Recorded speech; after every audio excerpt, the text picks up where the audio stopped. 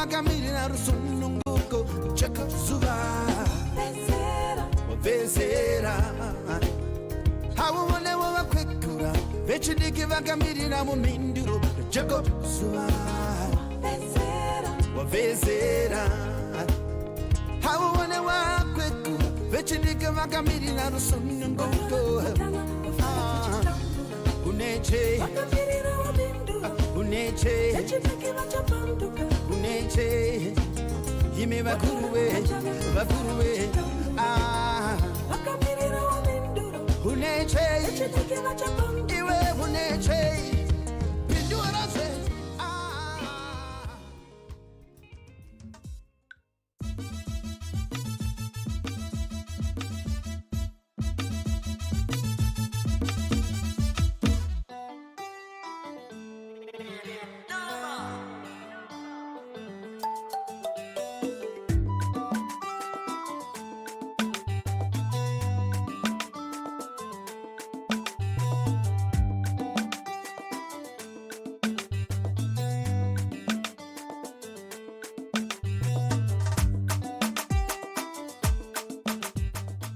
Six o'clock Central Africa time, which means it's time for you to rise and shine right here on Channel Africa, where we bring you the African perspective.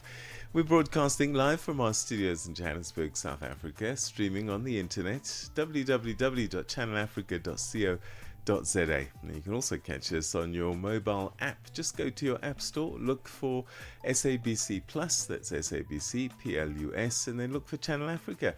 And of course, rise and shine. My name is Peter Ndoro. My name is Asanda Beda. Thank you so much for joining us. We are together for the next 3 hours. 9 o'clock is the time that we'll be leaving you and handing you over to the next team.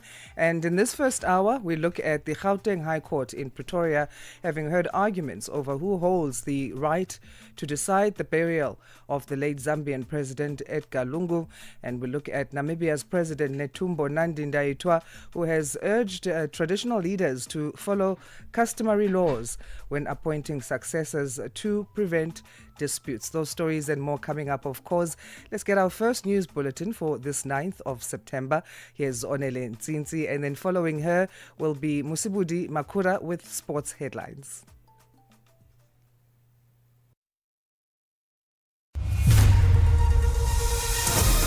SABC News. The African perspective.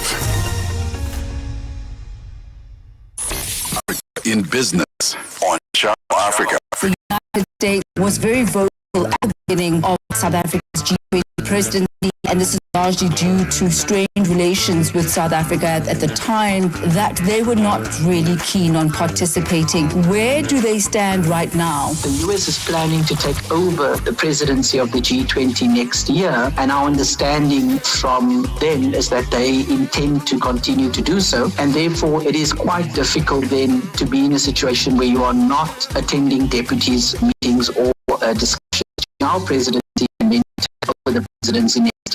From a finance perspective, there have been engagement. We've been working on a communique last week and this week here in Zimbabwe. What's important about that is that it's a consensus document. And so all the members in the room have to agree to the language that is used there. And our US colleagues have been part of those discussions and negotiations. Bringing the African markets into your home. Channel Africa. The African perspective. África. Conhece o Ntivani? Claro que sou eu. Ntivani é o amante da música de corpo e alma. Eu amo música africana. Ele aprecia todos os tipos de melodias e passa os seus dias a ouvir a Channel Africa. Okay. Adivinha só, a Channel Africa quer ajudar o Ntivani e os amantes da música em todo o lado a descobrir ainda mais música incrível. Por isso, a Channel Africa está a convocar artistas africanos a submeterem as suas músicas.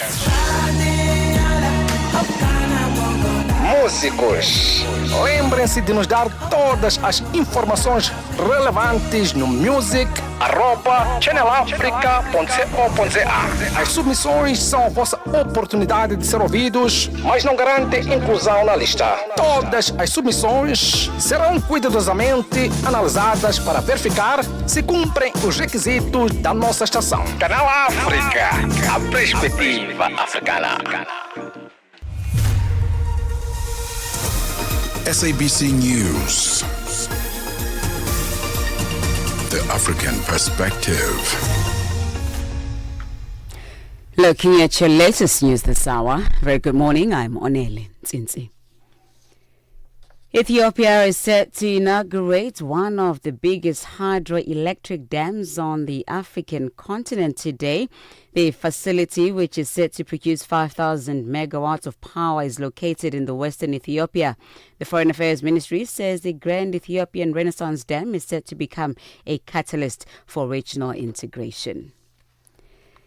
The second edition of the Africa Climate Summit is underway in Addis Ababa, Ethiopia, with the aim to serve as a platform to inform, frame and influence commitments, pledges and outcomes. Save the Children South Africa's 16-year-old delegate Elizabeth in Addis Ababa says as children, this is their platform to learn more about climate change and to ensure that children voices are not on the sideline.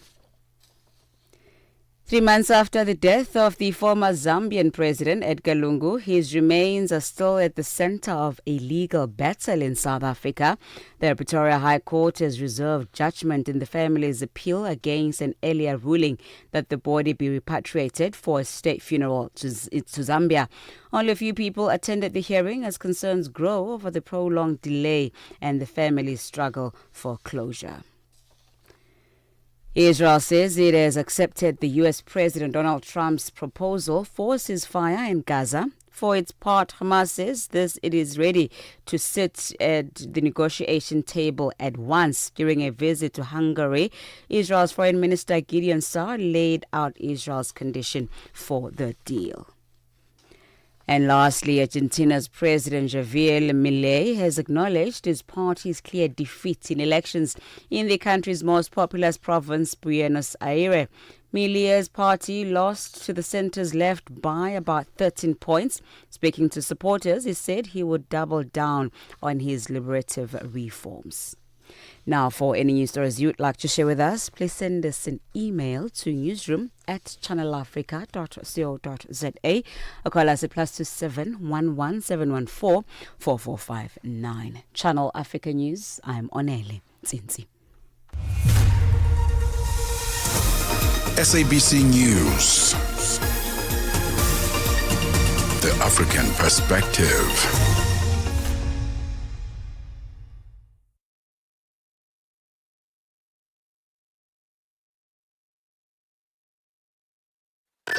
Wake up, Africa. Peter Ndoro and Asanda Beda are here to help you rise and shine. Weekdays, 6 till 9 a.m. Central African Time, only on Channel Africa. Now, every day after the 6 o'clock news, we bring you something that we call the Africa Roundup. And what it is we bring you up to speed with the news and events that took place in the last 24 hours across the continent and beyond in a concise manner to set you up for your news day. And we begin today's Africa Roundup with this story. The Gauteng High Court in Pretoria has heard arguments over who holds the right to decide the burial of the Zambian President Edgar Lungu, who passed away in South Africa. His widow, Esther Lungu, says that the decision rests solely with her, whilst the Lungu family is challenging a ruling that allowed the Zambian government to repatriate his remains for a state funeral in Zambia. Advocate Tembeka Ngukaitobi is representing the Lungu family in the case. The question of principle remains. This is a complex legal question. It has not been resolved before. It's the first case we are aware of where a foreign state comes here to claim the bones of a deceased person contrary to the wishes of the wife.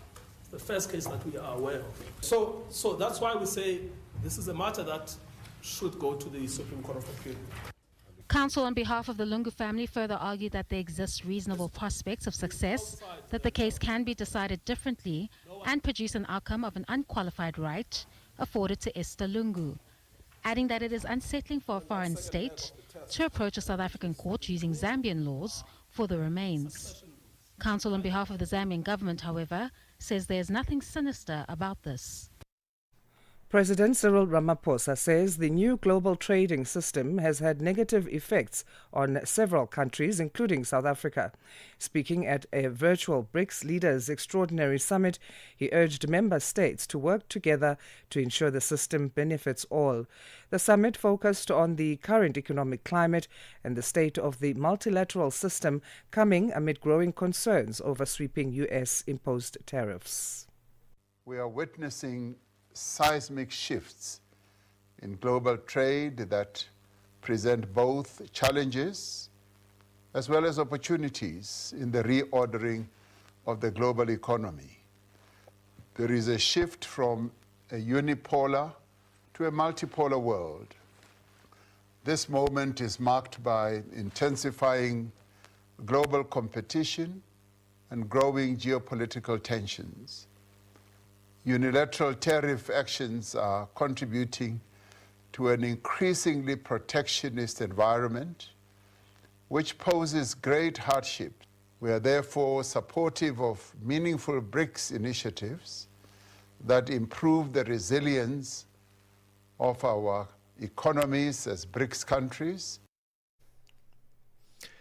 Namibia's President Netumbo Nandi-Ndaitwah has urged traditional leaders to follow customary laws when appointing successors to prevent disputes. She noted that 16 traditional authorities currently have no leaders and said that government and time resources are often wasted intervening in such conflicts. Now, the President, who was speaking at the opening of the Council of Traditional Leaders, had this to say. Communities have been dragged into succession dispute for a very long time, and such conflicts are by nature divisive. Therefore, I appeal to you to act swiftly and spare no efforts in uniting your communities, because it's only through unity that we can collectively achieve the broader socio-economic plans we have set for ourselves as a nation. The Global Summit Flotilla is continuing its journey to Gaza, seeking to break the Israeli blockade amid a declared famine in the enclave. The vessels have arrived in Sidi Bou Said, Tunisia, that is, their final scheduled stop before setting off for Gaza in the coming days. Among those taking part are climate activist Greta Thunberg and former Barcelona Mayor Ada Colau. Tiago Avila, a Brazilian activist and member of the flotilla, has more. We are going with dozens of boats that represents more boats that ever attempted to break the siege of Gaza combined, with more people that ever attempted to break the siege combined, and we are going there in a humanitarian solidarity, non-violent mission that is combined with the global uprising that you're doing here in Tunisia and everywhere else in the world. This genocide is being enabled and fueled by our governments, our institutions, our companies, our elected officials who are supposed to represent us. End your complicity.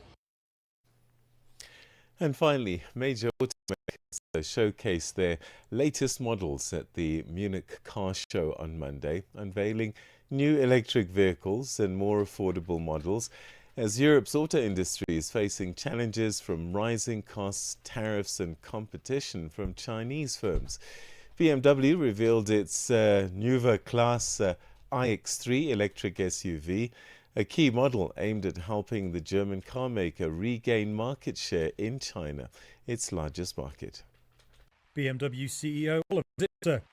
Ladies and gentlemen, greater electric range, faster charging, a more immersive digital experience, the next level of sheer driving pleasure, and, of course, a greater focus on sustainability.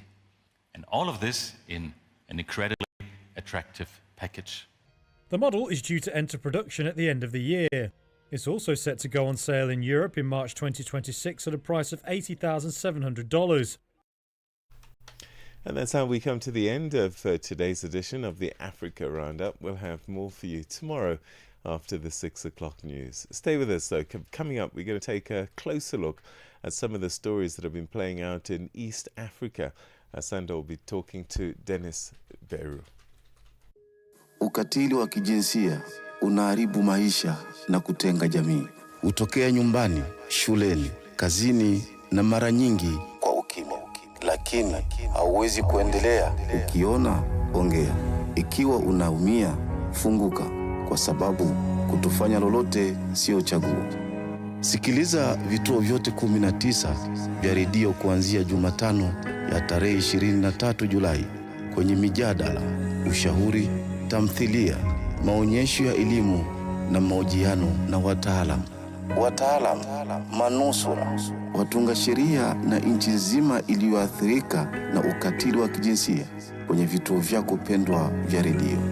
Piga simu 0800 428 428 ili kuripoti unyanyasaji au kupata msaada. GBV ikomeshwe na wewe. Ujumbe huu umeletwa kwenu na shirika la SABC.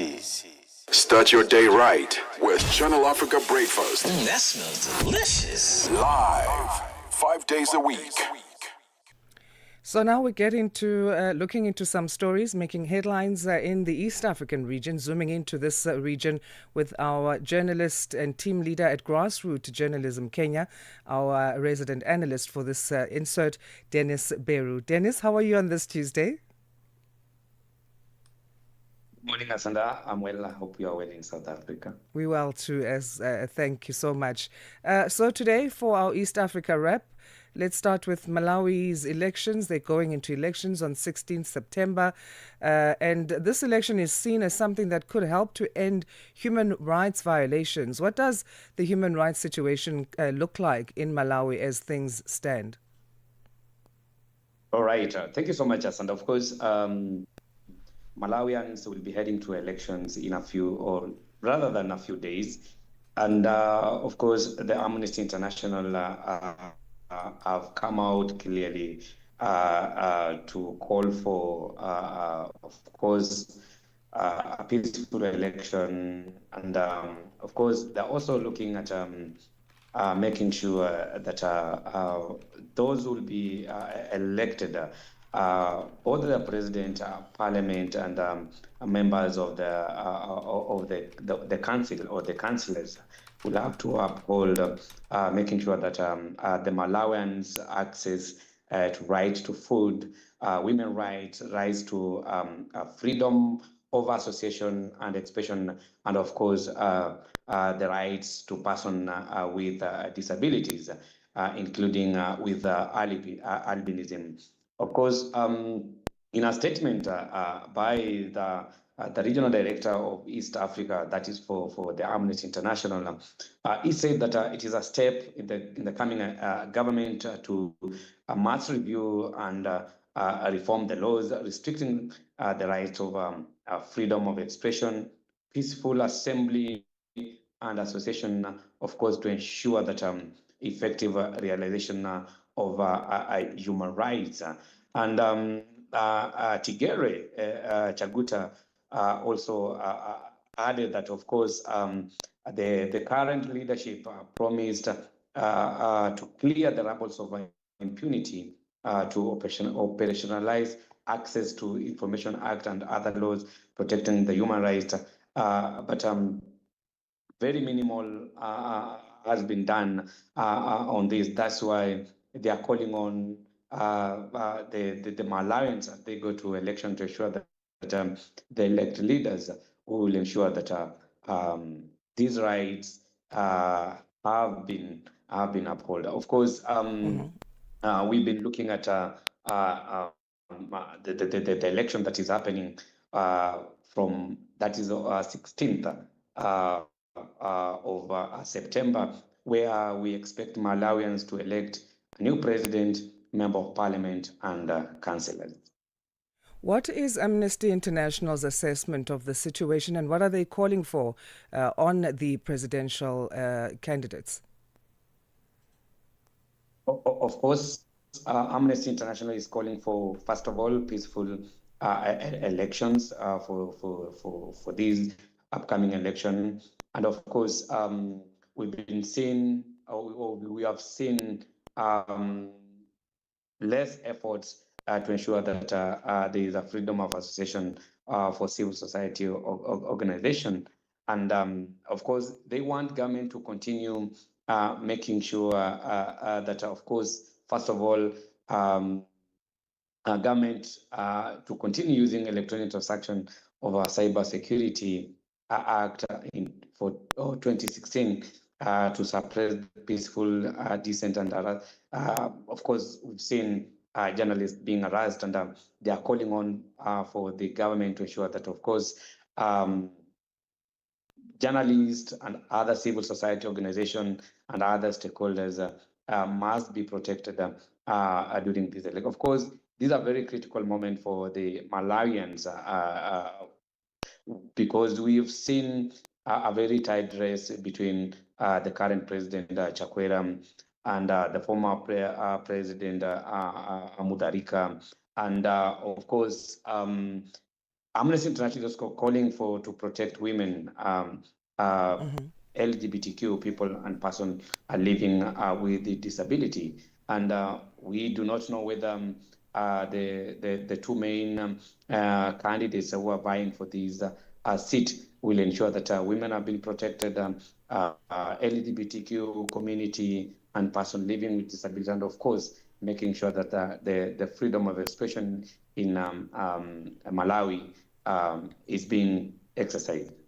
Okay, let's move to Kenya, and the country has launched its first astro-tourism offering in Samburu. What is astro-tourism, first of all? Thank you so much. Of course, astro-tourism, this is giving an opportunity to tourists to view the night skies using the astro, and of course astro-tourism, which is more of astronomy education, cultural experience, and the pristine night skies with minimal light pollution. Of course, where these has been launched, that is the Samburu County. It is a region which offers the darkest skies in Africa. Of course, this now creates an ideal condition for the observation of constellations and meta shows and planetary movement. And Asanda, Kenya becomes, I think, the second country in Africa to have these after Namibia. And of course, we have a country like Chile, which has been, which has this technology. And of course, these will give tourists and people will be touring the Samburu National Reserve an opportunity to enjoy the night skies. And of course, this was launched, which also coincided with the lunar eclipse that we recently witnessed, dubbed the blood moon, that started around 8:30 p.m. and lasted for 82 minutes. And the Minister for Tourism revealed that, of course, this is a pioneer project that will aim to place Kenya at a global astro tourism map. Of course, tapping into the growing niche that already gained traction in the countries that I mentioned, that is Namibia and Chile.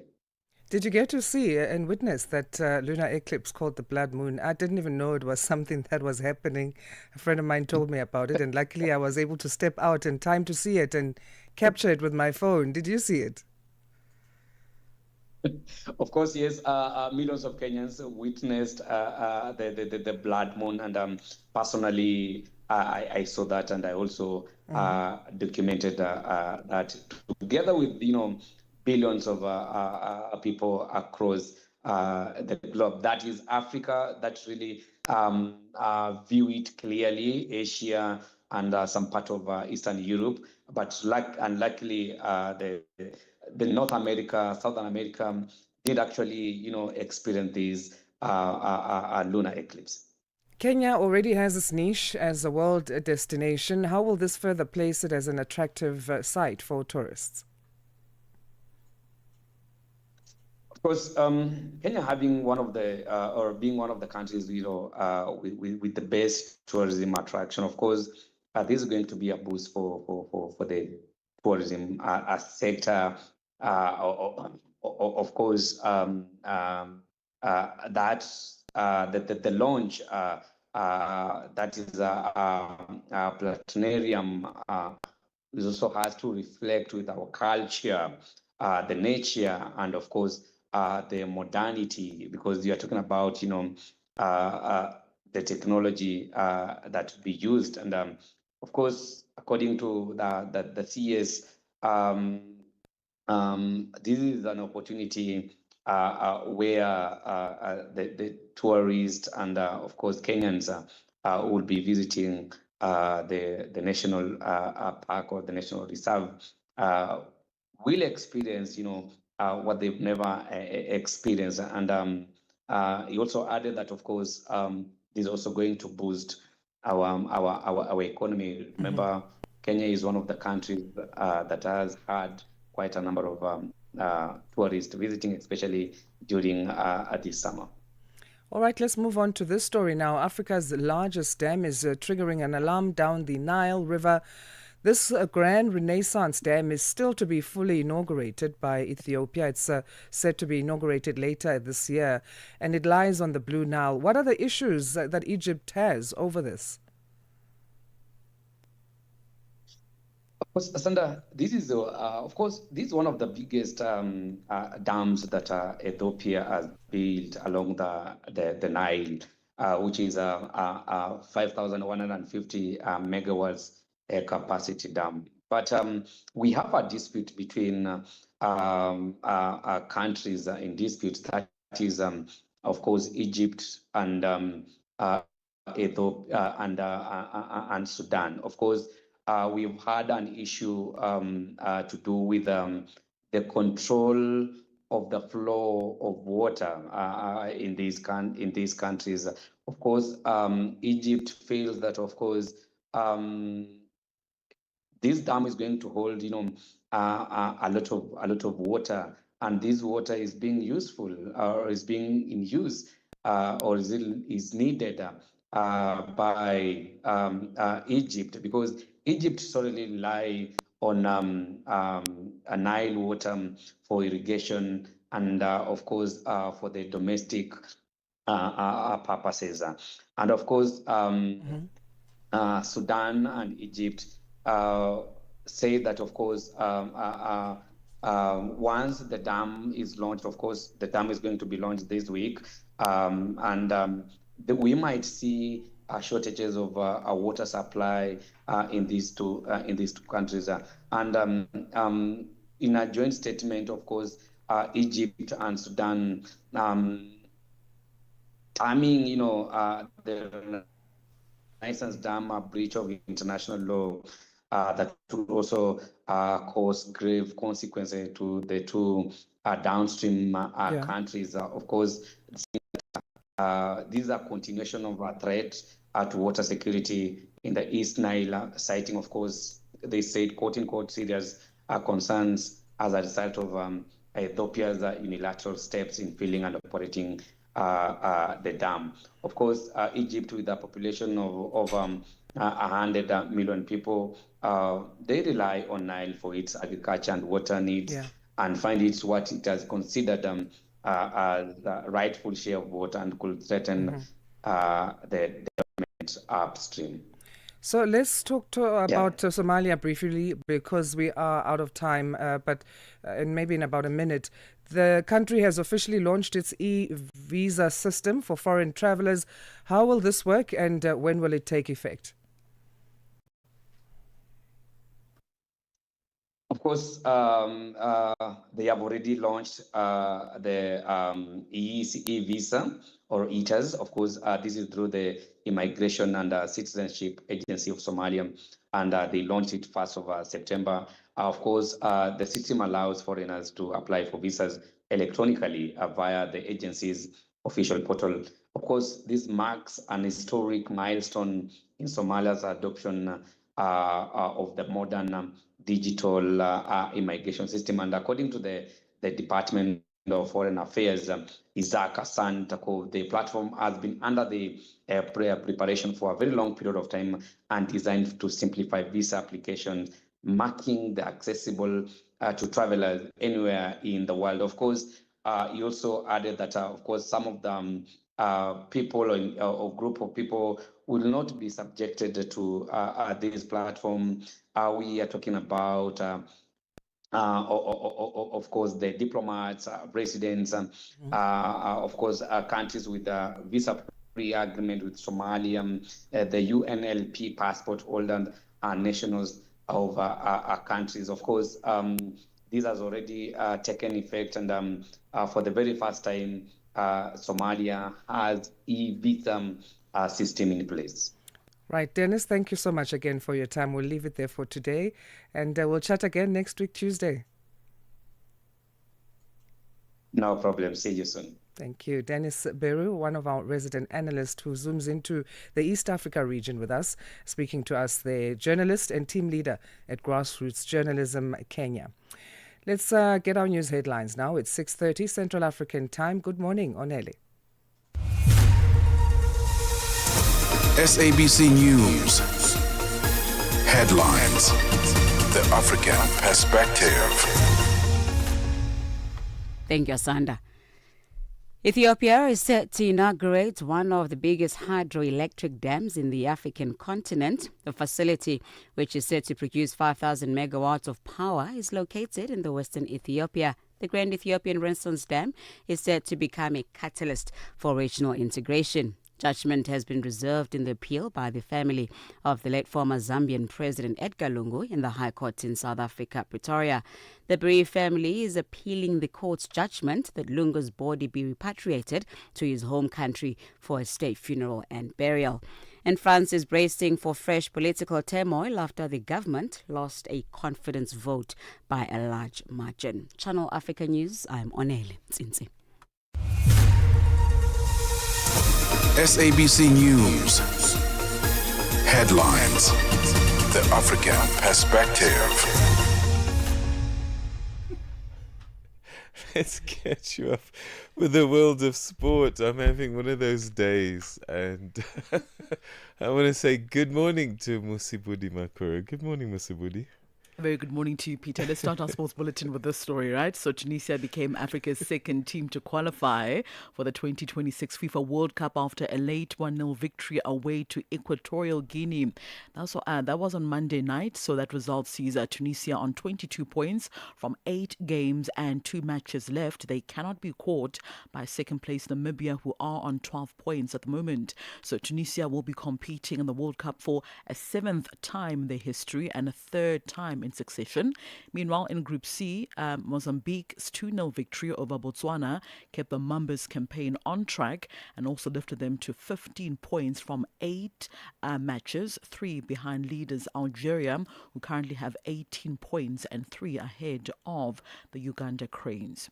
Well, back home, Nigeria's Football Federation's technical director, as well as former Super Eagles captain Augustine Egovon, says Nigeria's top priority is to secure 3 points against South Africa. So the former captain has expressed confidence ahead of tonight's crucial 2026 FIFA World Cup qualifier to be played at the Toyota Stadium in South Africa's Free State Province. Kickoff for the game is at 6 p.m. Central African Time. He highlighted that Saturday's 1-0 victory over Rwanda has boosted the team's morale. Of course, a massive game. We have no choice. Nigeria has no choice. We respect South Africa, but we've gone in for 3 points. Simple as that. What does that win yesterday do for this game? Oh, motivational. Motivate us more. You know, it was a hard-earned victory. We fought for it. At the end of the day, we got it. So we have to consolidate back home here to get another 3 points. Simple as that. So Nigeria are currently sitting 6 points behind South Africa in Group C and will only have 3 matches remaining after this. Eguvogon, who knows the rivalry with South Africa well from his playing days, says there is plenty at stake beyond just the 3 points. We've played a couple of times, and many times, you know. It can go either way, but this is a different game, you know. It's a World Cup qualifiers. So the weight behind this is massive. We all know what we want. South Africa has gone for it. Respected team, very good team. Hugo Bros, the coach, I know very well. Way back in Belgium. And we've got the quality as well. They do also. But they say both teams want it so bad. At the end of the day, we will try to just triumph. On to some rugby news now. The Springboks have overhauled their backline for their round of 4 in the Rugby Championship rematch against the All Blacks of New Zealand in Wellington on Saturday. So the new backline with Kobus Reinach as well as Sasha Feinberg and Ngomezulu as the halfback pairing has been tasked with getting a misfiring green and gold machine back into gear. Siya Kolisi is back at flank and will be wearing the captain's armband as well. The Bok camp is still positive that they can turn things around in the Rugby Championship. Now, Erasmus says the 7 changes to the starting 15 are down to some players getting dropped and others needing to demonstrate they can play on the biggest stages. If we get through this game and we win the game, we will either be number 1 or 2 in the world, I guess. And then it's after 8 games, and then we're halfway through the season. So, the big goal is to build squad depth. And as I said last week, that is introducing youngsters, sometimes with some senior players, introducing the youngsters at different venues, introducing youngsters at other opposition who's really good, number 1 in the world, and their home field, under pressure, with crowd pressure, and then slowly seeing how they develop.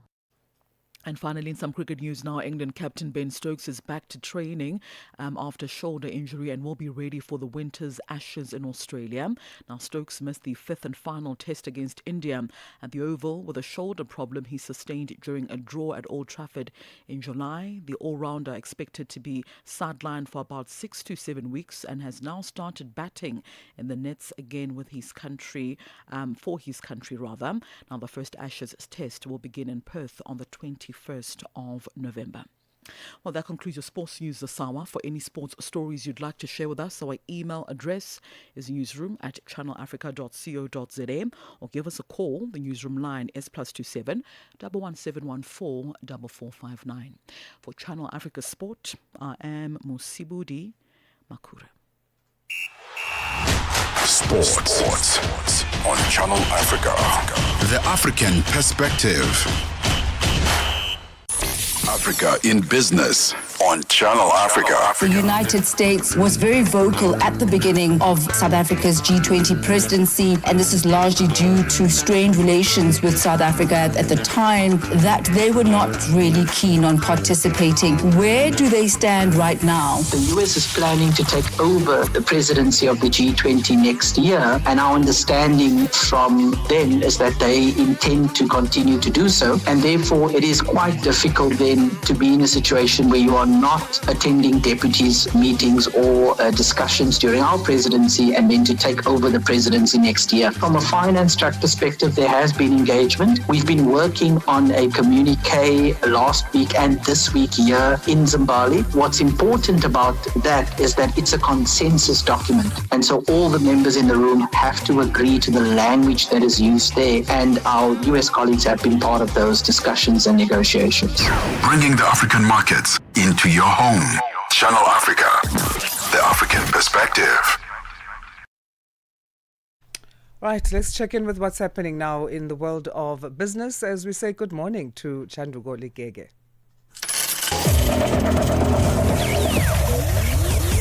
Business news on Channel Africa, the African Perspective. Thank you, Asanda, and good morning. South Africa's President Cyril Ramaphosa told the BRICS Leaders Summit that the unilateral tariff actions are contributing to a protectionist environment which poses great hardships and danger for the countries of the global south.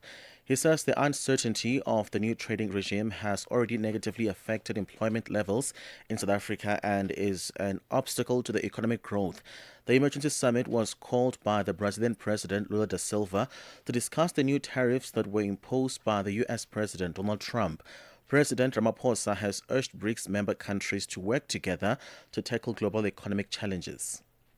South Africa remains firm that the multilateral trading system with the WTO and the United Nations at their core must be preserved until all member states are able to reach their developmental goals.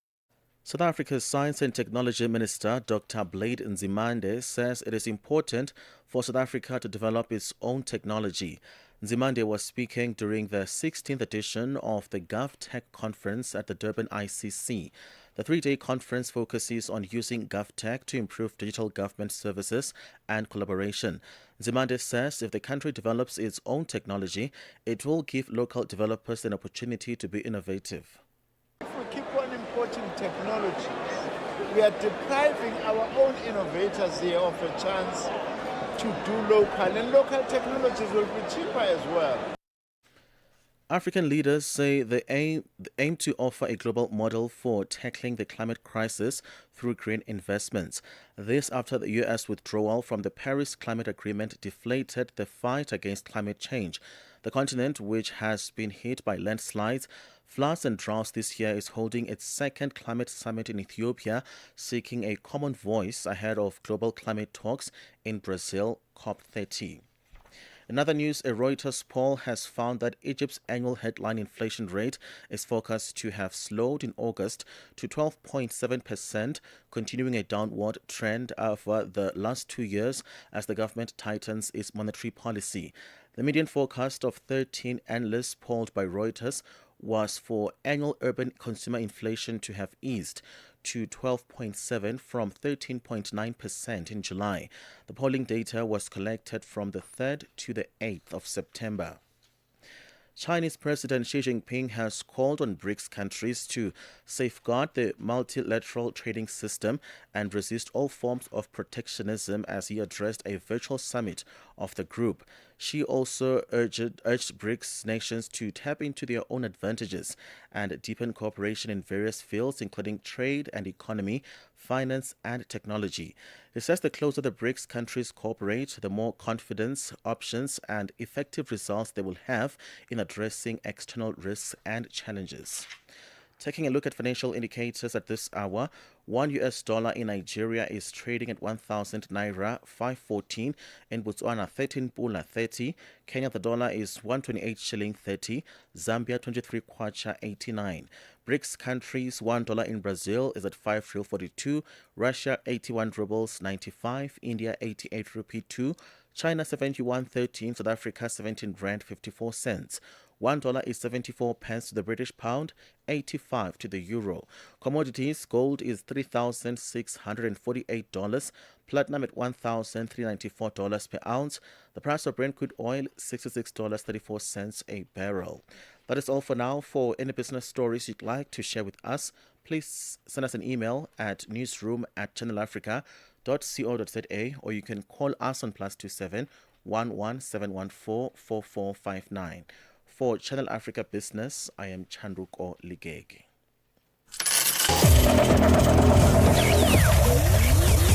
Business news on Channel Africa. The African perspective. G20 in Africa, exclusive to Channel Africa. Right, it's time for our G20 fact of the day. Did you know that the now famous G20 family photo, and that's leaders standing shoulder to shoulder, wasn't in the original plans? In 2008, organisers rushed it together for symbolism during the financial crisis. Well, that turned into a tradition and one of the most recognisable rituals of global diplomacy. And that's our G20 fact for the morning. G20 in Africa, Exclusive to Channel Africa, championing Africa through solidarity, equality, and sustainability.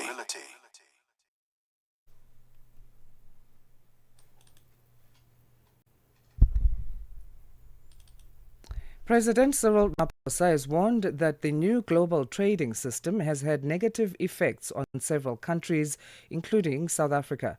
Speaking at a virtual BRICS Leaders Extraordinary Summit, he urged member states to work together to ensure the system benefits all. The summit focused on the current economic climate and the challenges facing the multilateral system amid concerns over sweeping U.S. imposed tariffs. Ditaba Tsotetsi has more. As the globe is experiencing unprecedented trade disruptions due to the US-led tariffs, BRICS countries are forging a united front and they want to protect their economies. President Cyril Ramaphosa has urged the BRICS member countries to work together to tackle global economic challenges. We are working with our fellow African countries to consolidate the African Continental Free Trade Area. South Africa remains firm that the multilateral trading system with the WTO and the United Nations at their core must be preserved until all member states are able to reach their developmental goals.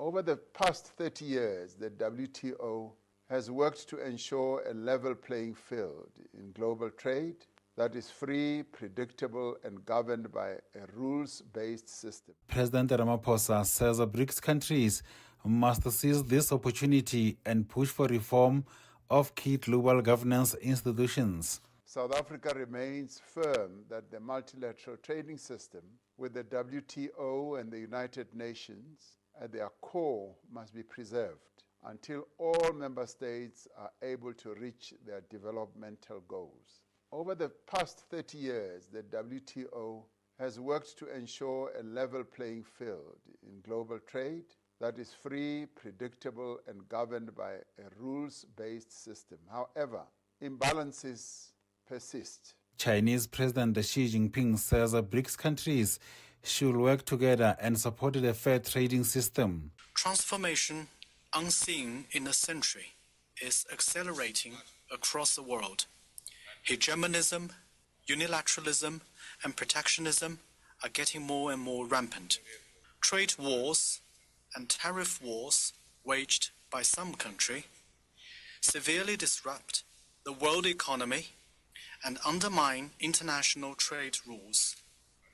At this critical juncture, BRICS countries, standing at the forefront of the Global South, should act on the BRICS spirit of openness, inclusiveness, and win-win cooperation. BRICS leaders have also called for a ceasefire in Gaza as the conflict continues in the Middle East. They have further vowed to continue with strengthening Global South cooperation for a more inclusive and sustainable governance. I'm Ditaba Tsotetsi, SABC News. United States President Donald Trump has confirmed he will not be attending the G20 Leaders Summit in South Africa in November. Instead, he'll send his Vice President, J.D. Vance. His decision comes as a little surprise after Trump indicated that he was unlikely to attend the event as early as July, despite efforts by President Cyril Ramaphosa to get Trump to attend in person for what will be a handover of the G20 presidency from South Africa to the United States. US correspondent for SABC, Sherwin Bryce-Peace, takes a look at the latest developments in the context of a complicated bilateral relationship and reintroduces us to Vice President J.D. Vance. Here's SABC's Sherwin Bryce-Peace in New York. President Ramaphosa struck a positive tone after meeting President Trump at the White House in May. I said he needs to be there. I don't want to hand over the presidency of the G20 to an empty chair. I want to hand it over to him sitting in that chair in November. And he is going to give serious consideration to it. In fact, I expect him to be coming to South Africa. Fast forward 3 months and a definitive no from Trump. who on Friday announced his own Doral golf resort in southern Florida as the venue for next year's G20 in the United States, and that his vice president would travel to this year's summit in South Africa. I won't be going this year. It's in South Africa. I won't be going. JD will be going, great vice president, and he looks forward to it, but no, I won't be going to that. Vance would thus become the most senior U.S. government official to engage in G20 processes after cabinet-level officials, including the U.S. Secretaries of State and Treasury, skipped key meetings in South Africa this year. And amid recent speculation around President Trump's health, the man next in line to the presidency had this to say during a late August interview with USA Today. Yes, things can always happen. Yes, terrible tragedies happen. But I feel very confident the President of the United States is in good shape, is going to serve out the remainder of his term and do great things for the American people. Vance, a Republican, became the third youngest vice president in U.S. history when he was sworn into office in January. A Yale Law School graduate, he represented the state of Ohio in the U.S. Senate from 2023 until 2025. Before that, he worked as a venture capitalist and published a best-selling memoir, Hillbilly Elegy, in 2016 that brought him national fame in the United States. He's a strong opponent of diversity, equity, and inclusion, which he views as a destructive ideology that breeds hatred and racial division, and describes himself as a member of the post-liberal right. He echoes the sentiments of the president in engagements. Take his first official trip abroad as VP that included a stop at the Munich Security Conference in Germany in February, in which he attacked European democracy, including around issues of free speech and migration. Unfortunately, when I look at Europe today, it's sometimes not so clear what happened to some of the Cold War's winners. I look to Brussels, where EU commissars warn citizens that they intend to shut down social media during times of civil unrest the moment they spot what they've judged to be, quote, hateful content.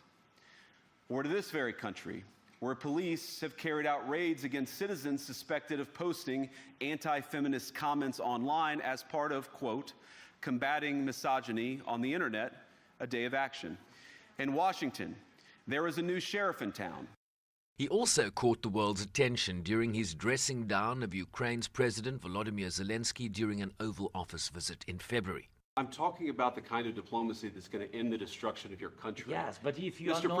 President, with respect, I think it's disrespectful for you to come into the Oval Office and try to litigate this in front of the American media. Right now, you guys are going around and forcing conscripts to the front lines because you have manpower problems. You should be thanking the president for trying to bring an end to this conflict. While on a recent working holiday to the United Kingdom, the VP's visit didn't go well with the local residents in the English hamlet of Dean. Jonathan Mazawa lives in that town. The fact that all this is in aid of J.D. Vance, who is a deeply objectionable person who bullied Zelensky in the Oval Office and told him to say thank you, who's busy deporting foreign students if they stand up for Palestine and Gaza, who's pushing an agenda of racism and bigotry and hatred, who's pushing America along the road to fascism. You know, I don't think I feel, and many others feel, we can't allow someone like that to come into our village and not say something publicly against it. And with South Africa's G20 theme of solidarity, equality and sustainability already drawing criticism in the current US administration, Vance is likely to use the G20 platform to advocate for a greater protectionist America First stance.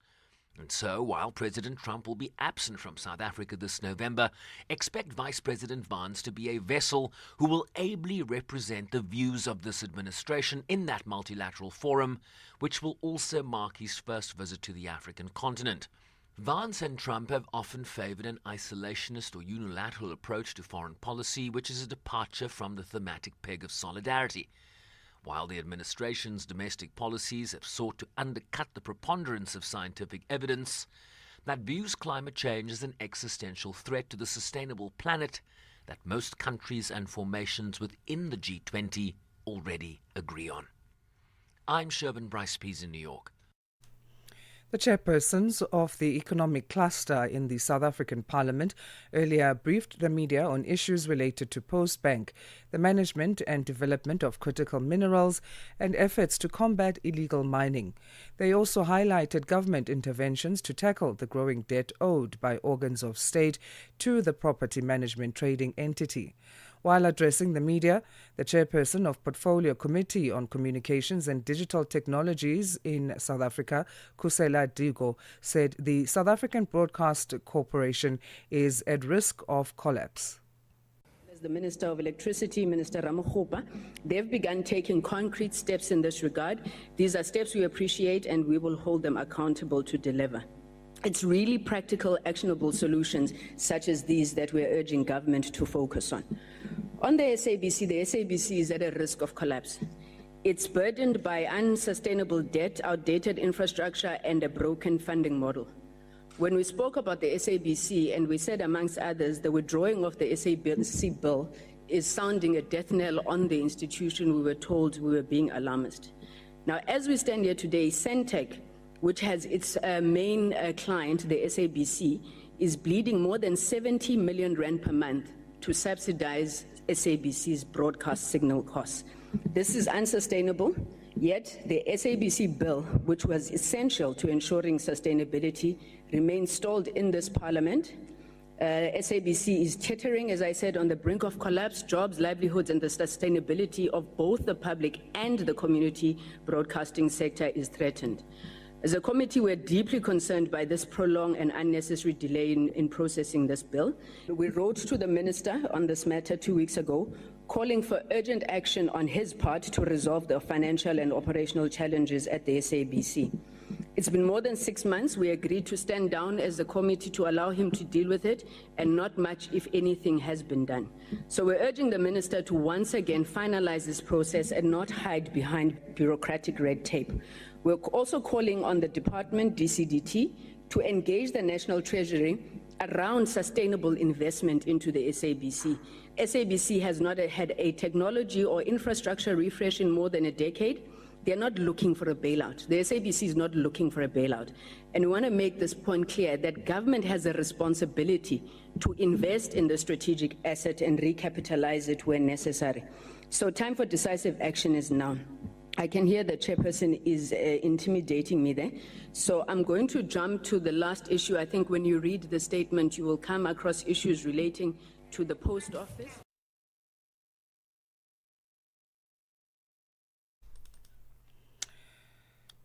That was Kusela Digo, portfolio chairperson of the Portfolio Committee on Communications and Digital Technologies, who are saying the SABC, or the South African Broadcasting Corporation, is at risk of collapse. That was during the chairpersons of the economic cluster in the South African Parliament briefing the media.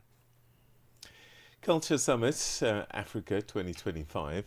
The first gathering of African leaders building high-performing teams through intentional organizational culture will get underway in Johannesburg in South Africa on Wednesday this week. Now, the two-day event will bring together HR and talent practitioners, executives, founders, thought leaders and culture champions from all over the world to share insights and best practices for transforming workplace culture. And for more on the summit, Nhlanhla Mahlangu spoke to Colin Brown, who's the founder at Happy Sandpit and Culture Summit Africa. Organizational culture has been on the agenda for quite a while. I personally wrote a book about 10 years ago called How to Build a Happy Sandpit, which is about organizational culture. And it was very obvious that all the companies in South Africa were starting to think about that more deeply. So actually, round about then, 10 years ago, I bought the URL, culturesummit.co.za.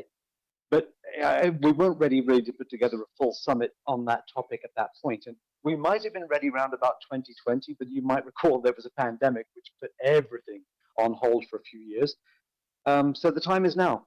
And it's a gathering of executives, culture leaders from some of our great organizations in South Africa and elsewhere in Africa who are getting together to talk about how we can build better businesses for employees. And what are some of the issues that will be discussed at the summit? The things that people are battling with, the things that HR leaders, people leaders all over the country and elsewhere are battling with is this concept that we call employee engagement. It's simply this idea that companies do really, really well. Great companies. We know the great companies in the world, and they do really well because they have people working who do more than they have to because they want to. In other words, they're engaged, they're excited by their work, by their leaders, by their customers, by the brand, whatever it might be. There's lots of different reasons that employees will engage. But when they do, when those people come to work and they do more than they have to because they want to, then you end up having a really, really great business. And culture is one of those levers that helps us to achieve that, to drive that engagement. And what we're really trying to figure out is what it is that engages people, what it is that gets them excited. When we think about culture specifically, we're talking about the way we are, the way we behave, the way we treat people, the way we treat each other, all of those sorts of things. And it's horses for courses, right? There's no one size fits all, which is what makes this topic so rich and so interesting. So we've got all sorts of leaders standing on the stage who'll be telling their version of how they induct employees, how they get principles embedded amongst a group of diverse people, how they build workspaces, all of those sorts of things that are designed to create an environment where people choose to be engaged. Are you able to tell us who are some of the people that are expected to speak at the summit? Traditional companies like Ocean Basket and Nando's, from South African Airways, from King Price Insurance, and from really great businesses like that. We've also got some people coming in from Constance Hotel Group in Mauritius and the National Social Security Fund in Uganda, Bank Windhoek Capricorn Group in Namibia. And all of them are sort of executives who are leading culture in their area. So there's a whole range of different perspectives, some of our biggest organizations down to some of the smaller ones. There's great companies like DHL, for example, who'll be leading talks on that. There was Colin Brown, founder at Happy Sandpit and Culture Summit Africa. He was speaking to Nhlanhla Mahlangu.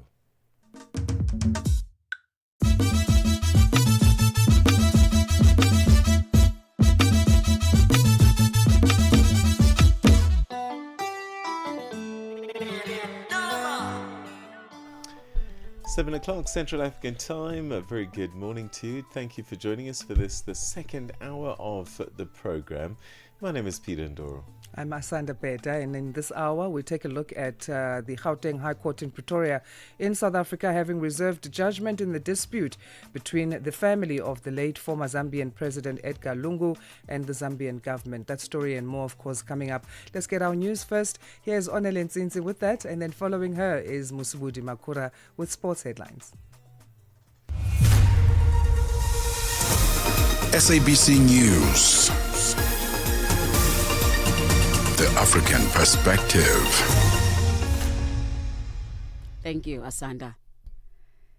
Ethiopia is set to inaugurate one of the biggest hydroelectric dams in the African continent today.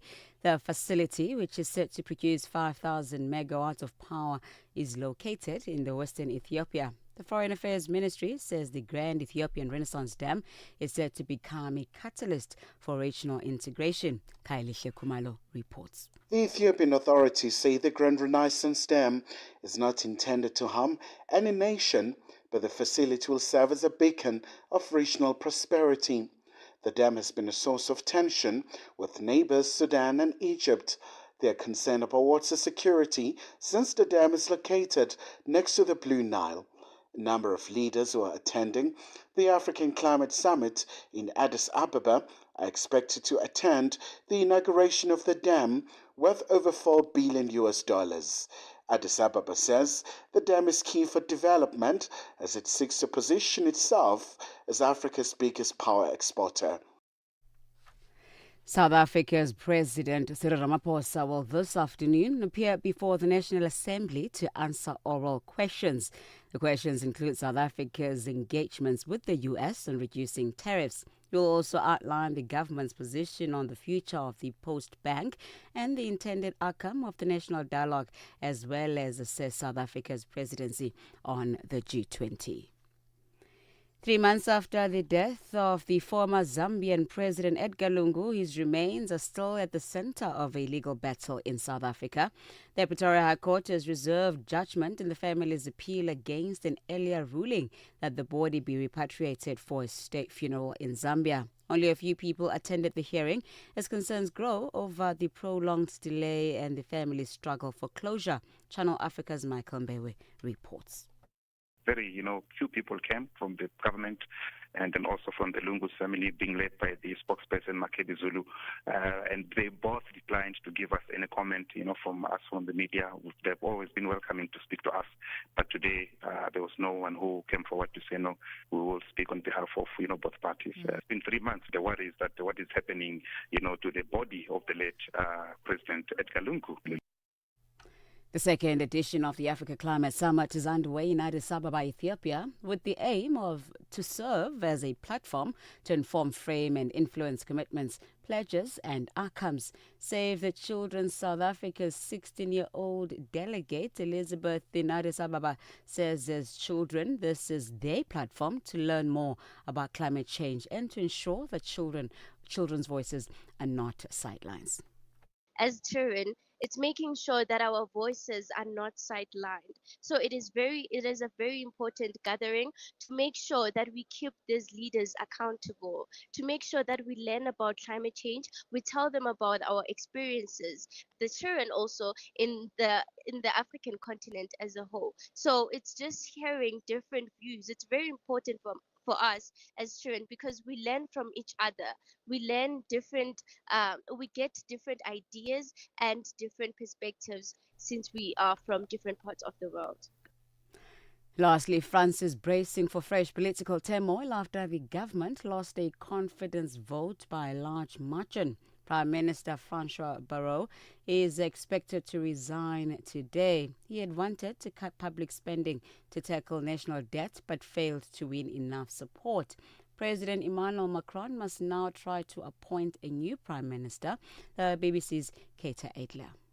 Deep disagreements over debt is what brought down the French government on Monday. President Macron has favoured big business in an effort to boost growth. The political left say it's now time to tax the super rich. President Macron needs to reassure wary European allies and financial markets that he'll find a way of getting a debt-reducing budget passed by Parliament by the end of the year. And before strikes planned for Wednesday and later this month in France feed mounting calls for his resignation.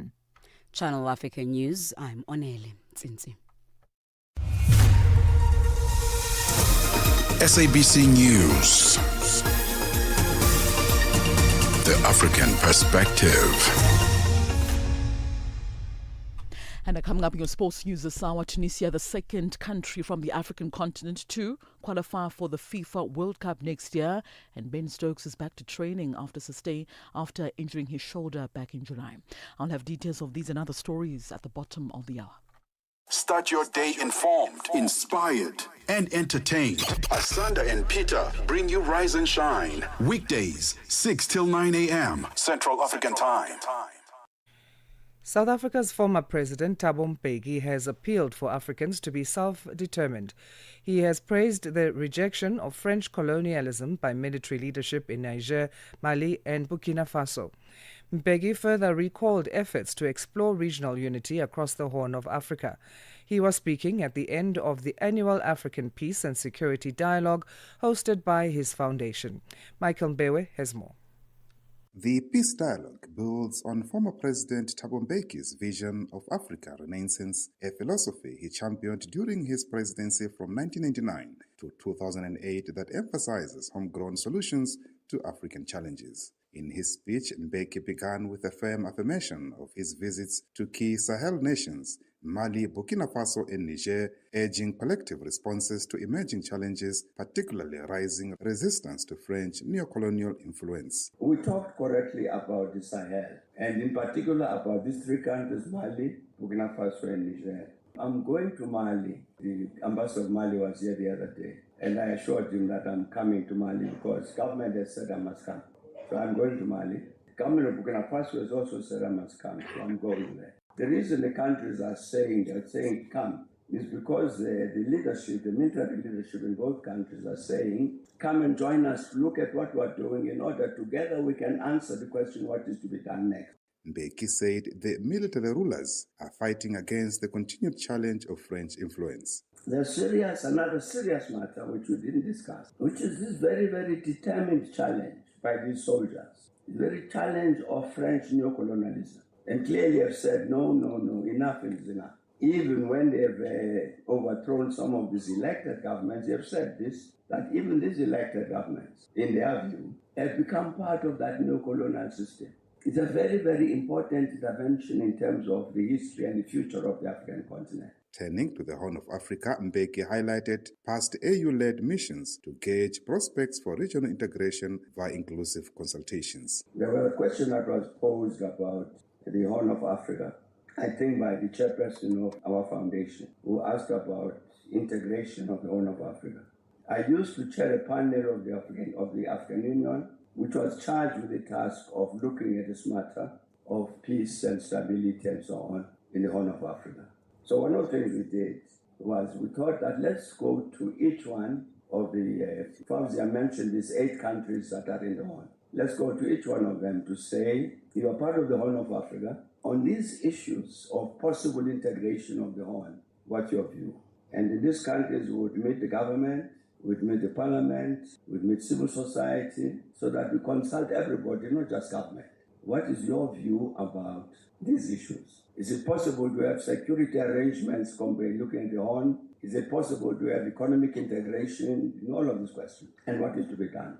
Government, civil society, parliament, everybody. Mbeki said they went to Djibouti, Somalia, Kenya, and Uganda, involving governments, parliaments, and civil society. However, he lamented that ongoing conflicts, especially in Ethiopia, have stalled progress, noting that the AU's Peace and Security Council failed to act decisively to resolve the war, impeding broader regional cooperation efforts. We went to Djibouti, Somalia, Kenya, Uganda, posing the same question and getting responses. We were going to start with Sudan when an uprising started, which removed President Bashir. So we had to suspend that. As we were considering dealing with Ethiopia, war broke out in Ethiopia. So we referred the matter of that resolution of that conflict in Ethiopia between Addis Ababa and Mekele, between Addis Ababa and Tigray. We raised the matter with the Peace and Security Council of the OAU to say, can you please sort out this thing? Get this thing peace, because it's this, apart from anything else. We can't continue our work of engaging these countries about the integration of the Horn until this war is sorted out. And practically, they all refuse. The Peace and Security Council of the African Union refused to deal with the matter of the conflict in Ethiopia. Lastly, he addressed challenges in the Great Lakes, focusing on the Democratic Republic of Congo. Mbeki reflected on the fractured post-independence vision, emphasizing the importance of Congolese-led reconciliation, and urged the continent to support the DRC's journey towards stability and unity. Really, as I was saying, I think the Congolese people have got a challenge to address this issue. To say, as the Congo was being born in 1960, that process got interrupted. At that time, what vision did we have for the Congo? In order to be able to address the challenges that the Congo has now, you heard them today, that the Congo is in many instances, as somebody just said now, is in many instances a federation of tribes rather than one united country. It actually was not the aim to have the Congo like that at the point of independence. Something went wrong somewhere. I think they've got to address that matter, and I think it's, given its importance for the future of the continent, all of us need to be very ready to support the Congolese as they work out that future. Michael Mbewe, Channel Africa News, Johannesburg. Wake up to the essence of the continent. Rise and shine on Channel Africa. The South African High Court, Gauteng Division, sitting in Pretoria, has reserved judgment in a high-profile legal battle over the final resting place of former Zambian President Edgar Lungu. Whilst his family presses to bury him privately in South Africa, honouring his alleged wishes, the Zambian government insists on the repatriation for a state funeral with full honours in Lusaka, citing national interest and precedent. Now, this case raises thorny legal and constitutional questions, from the rights of the next of kin to the power of state protocol. Well, to help us unpack the legal and political dimensions, we're now joined by legal analyst Mpumelelo Zigalala. Mpumelelo, good to talk to you. Thanks so much for joining us. What a fascinating case this is, isn't it? And it's unlikely we'll ever have one similar again.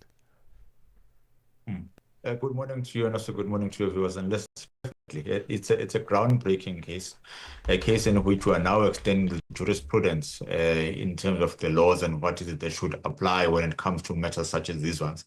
And I don't think it's going to be very rare to find another statesman or former statesman whose body is going to be fought in the manner in which it's being done now, especially when it's two African countries fighting and saying, this is what we want. So it's a battle between the family and the battle between the country, and what type of laws ought to apply, because you are dealing with two different countries. So it is a groundbreaking case, one in which jurisprudence is going to be extended to quite a lot. And I think even the Constitutional Court is going to have a bite at it at a later stage, depending on who wins in this latest battle. But definitely the Court may be the final arbiter in the matter moving forward.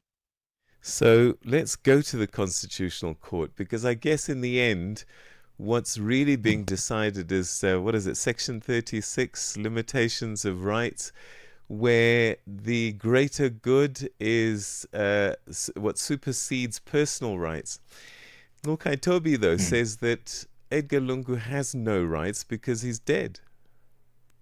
And it falls upon that. Maybe let's look at it in this context. And if you go to court, you're basically saying, I want to enforce my rights and I want to be protected by the Constitution of South Africa.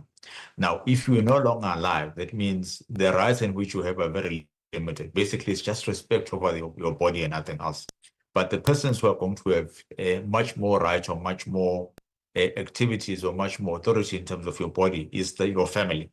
But in this case, we were different to a unique matter in that it's not only the family, but it's also the government of Malawi that is saying we want to be part and parcel of whatever which is happening.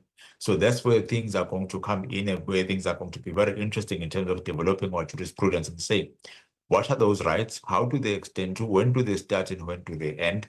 When they've ended, who is the next of kin which is giving more precedence, or that is giving more authority in terms of that particular limitation? Is it the government? Is it the family? Is it the spouse? Is it the children? And let's afford all of those and give them the weight in which they deserve, so that they can be able to decide what is it that should happen. Ordinarily, for example, if I were to die, it would be my spouse that would decide what is happening, regardless of what my family is stating. So if that has been determined in jurisprudence, the same should be determined when it comes to former statesmen and what should happen to their bodies when they are no longer alive. So when somebody dies in South Africa, South African law kicks in. It doesn't matter where that person is from, whether they're here illegally or legally, that doesn't matter. What matters is where he dies, South African law kicks in. Isn't that what should be happening right now? Or does the South African court have the right to hand over its right to another court in another country? Basically, it's the understanding of saying that, yes, South African law will kick in terms of the rights which have accrued to that particular individual. But you can't ignore the jurisprudence which is happening in other countries and the unique facts and circumstances of this matter. In this case, we're not dealing with an ordinary person. We are dealing with a former statesman. So that means there are certain rights and certain rituals that have to be observed. There are certain jurisprudence which have to be taken over there. Maybe if the approach would have been, all that you want to do is that you want to repatriate the body to the country of origin. That's what we want to do. Maybe it would have been different, and then fight the issue of whether you have the right or the ability to bury once you're in that particular country. Things would have turned out a bit different. But because you've laid bare all the facts and all the disputes in which we are fighting now, of course, they're going to be adjudicated here. And the manner of adjudicating within the South African courts will be according to South African law and the rights which have then accrued to those individuals. Let's also remember there are a number of provisions in our constitution who do not say those rights only accrue to South African citizens. It says everyone. And the minute you say everyone, you include everyone, South African citizen, non-South African citizen, they are all included and ought to be protected by South African law. And they have a right to go to a South African court and say, We want this dispute to be solved here because we have certain rights, and we think those rights are being violated in the manner in which our country is dealing with the process. I'm curious, can you leave it in your will that I don't want a certain person to be at my funeral? Yes, you can. It's within the provision. It's within your rights. The only problem is, can you entrust individuals to be able to enforce what has been stated there? You can go and say, I, as the executor of the will, have been given strict instructions that Zigalala is not supposed to be there. So if Zigalala is coming and I've heard news that she's doing so, I can go to court and look for an agent interdict and request him not to come, or find ways in which I'm going to bar him from actually doing that. So it is a provision that you can leave it within the will, and it can be executed. Where it becomes a bit different is this. Would that same provision be able to survive if I was a statement? So you have the country of South Africa saying that you are a former president. Therefore, there are certain rights and certain procedures and certain customs that you've been accustomed to. Are those customs going to supersede your interest and the interest of your family and the instructions that you have left in the will? Simply put, what is the greater will or the greater intention of those things compared to what you have requested? Because you must have understood, when you signed up to be president, there are certain privileges which are going to go away. And one of those privileges is to choose what you want to do with your life, because your life no longer belongs to you alone, your family alone. Also, your country is also involved in the manner in which things are being done. So that's the type of jurisprudence in which this court will have to deal with. Okay, so when you weigh all of this up, which side of the coin do you think is going to win? One gets a sense that the Kenneth Kaunda case maybe is the one that tips the scale a little bit. I think this case, it may tip towards the side of the Malawian government, because I would say, let's look at what is happening. At the end of the day, you have to subscribe to what has been stated there.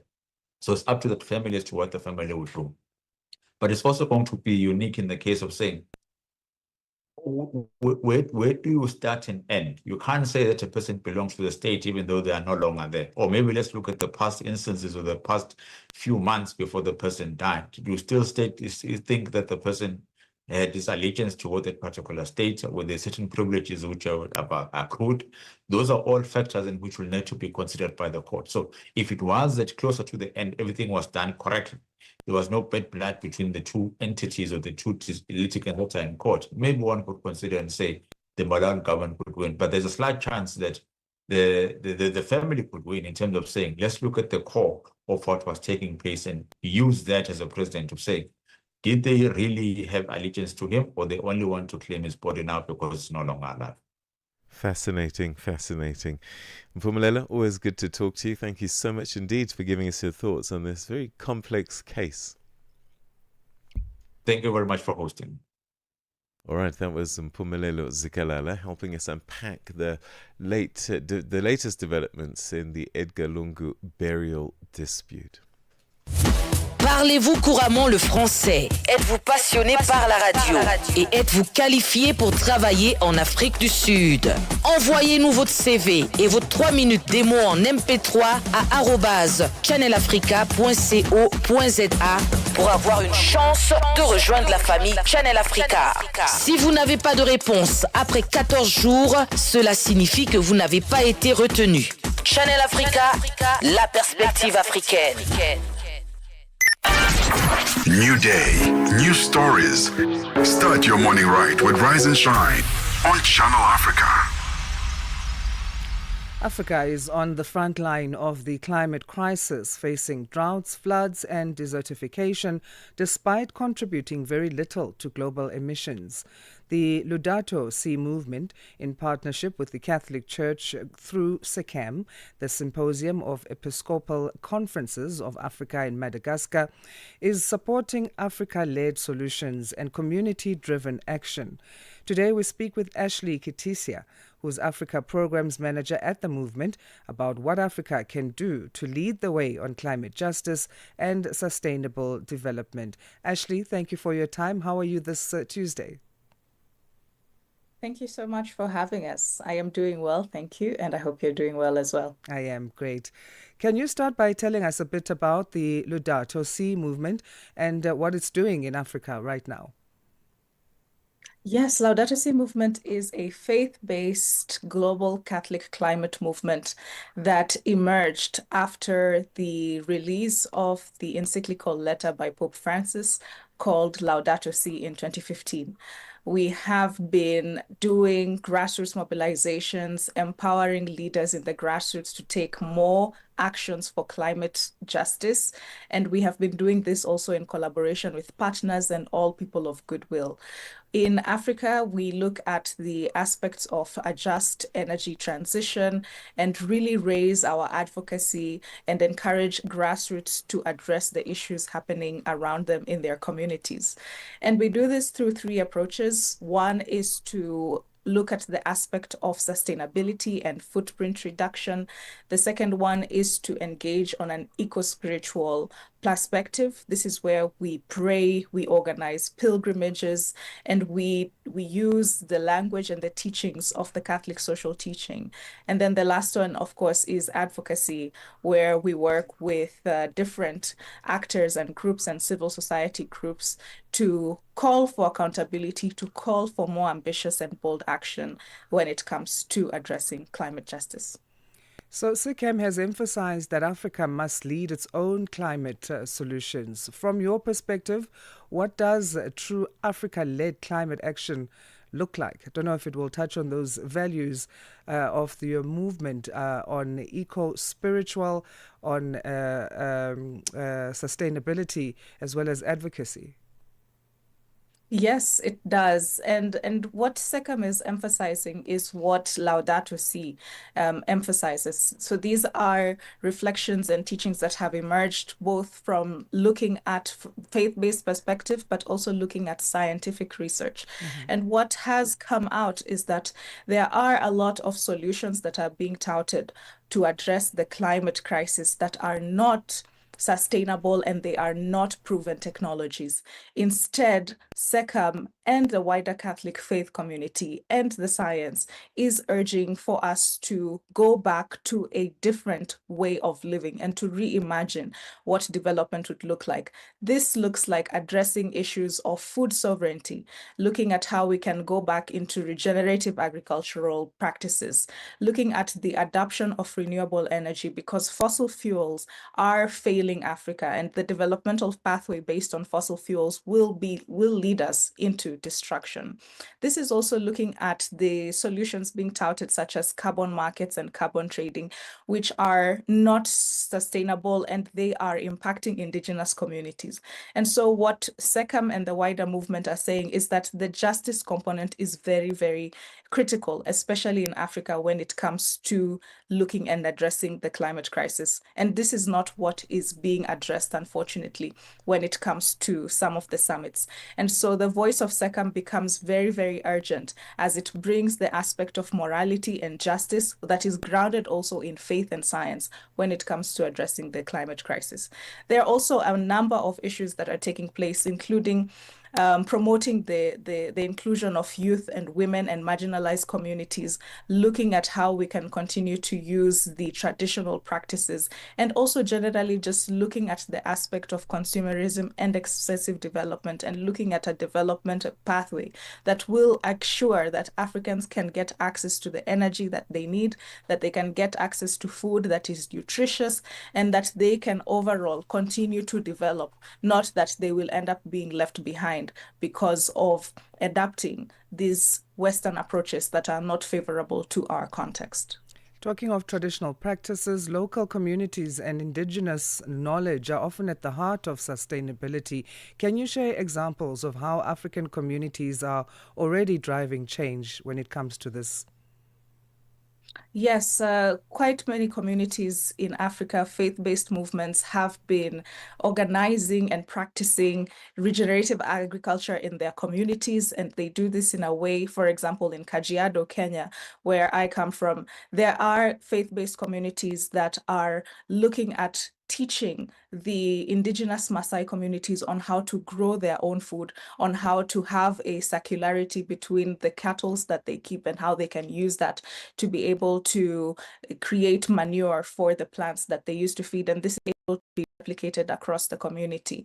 They also have dug a borehole and they use solar energy to be able to drill and use water that can be used to water the farm and also provide water to the communities. The same is happening in Senegal, where we have Franciscan congregations and Franciscan communities. These are Catholic communities that are working towards ensuring that they can exchange seeds, indigenous seeds, across each other and preserve the different varieties of plants that we have. Across also Uganda, we have the medical mission sisters that has been really championing the aspect of creating its own pesticides from materials that are organic. So instead of buying the pesticides from the companies which has chemicals, make it on their own using the different varieties of plants and herbs that are indigenous to the region. And so this is a practice that has been happening from time to time. It is being championed by various Catholic communities. The education is there. The same is happening in Zambia, in South Africa. And we continue to replicate this in a way that is favorable to communities and to encourage also that we do not just rely on the solutions that are being given to us blindly, but really looking at how we can do the research and ensure that what we are practicing and putting into practice is sustainable. This is also very cost effective and community effective. We know that when it comes to farming, there's a lot of startup costs. And when you utilize the herbs and you can grow what you need to be able to address the issues that you're facing in your farm, it is definitely more affordable than having to engage in purchasing, for example, different type of fertilizers. When it comes to renewable energy, it also pays off in the long term. So we do not have to continue relying on this grid electricity. We can continue to embrace renewable energy. Kenya is one of the countries that is continuing to do that, and we hope that it can be replicated across the region so that renewable energy can be able to give communities the access that they need. One challenge and the barrier that we want to address at the summit is to ensure that the technological transfer and the critical minerals and processing capacity can be brought to the African region so that the African people can be able to manufacture and be able to use the resources that they have to leapfrog into this energy Ashley, transition. we'll leave it there. Thank you so much for your time, and we can see how the perspective of the church describing climate action as a moral and spiritual duty can mobilize communities and influence global change discussions that need much of that influence. Ashley Kitisia is Africa Programs Manager at the Laudato Si movement, which works in partnership with the Catholic Church through SECAM. Let's get our news headlines now. It's 7:31 Central African Time. Good morning, Onele. SABC News. Headlines. The African Perspective. Good morning, Asanda. Ethiopia is set to inaugurate one of the biggest hydroelectric dams in the African continent today. The Grand Ethiopian Renaissance Dam is set to become a catalyst for regional integration. South Africa's Deputy President Paul Mashatile says the U.S.'s withdrawal of the PEPFAR funding will not collapse the government's fight against HIV/AIDS. And Nepal has lifted a ban on social media after it led to clashes between protesters and police yesterday. Channel Africa News, I am Onele Tsinzi. SABC News. Headlines. The African Perspective.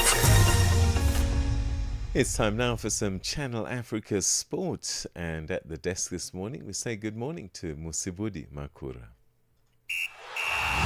Sports on Channel Africa. The African Perspective.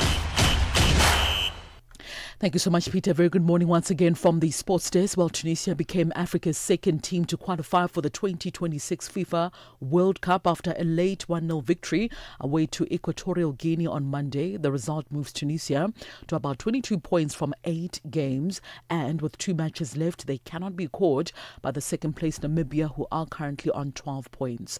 Now, the Carthage Eagles will be competing at a World Cup for a 7th time in their history and a 3rd in succession. Meanwhile, in Group G, Mozambique's 2-0 victory over Botswana kept the Mambas campaign on track and lifted them to 15 points from 8 games, which is about 3 points behind the leaders Algeria, who have 18 points and 3 ahead of the Cranes of Uganda. We'll stay with the World Cup qualifiers. Morocco maintained their perfect record in the 2026 World Cup qualifying campaign with a 2-0 victory over Zambia at their Levi Mwanawasa Stadium yesterday. So early goals in each half from Yusuf Nesri as well as Hamza Egamane secured a 7th consecutive win for Walid Regragru's side as they went 11 points clear of Tanzania at the top of Group E. The Copper Bullets World Cup hopes are dangling by a thread following a 4th defeat in 6 matches, which has left them on 4 points behind the Taifa Stars in 3rd position. The Atlas Lions became the first African team to qualify for the global showpiece after a 5-0 demolition of Niger over the weekend and made it 6 wins on the trot in Group E.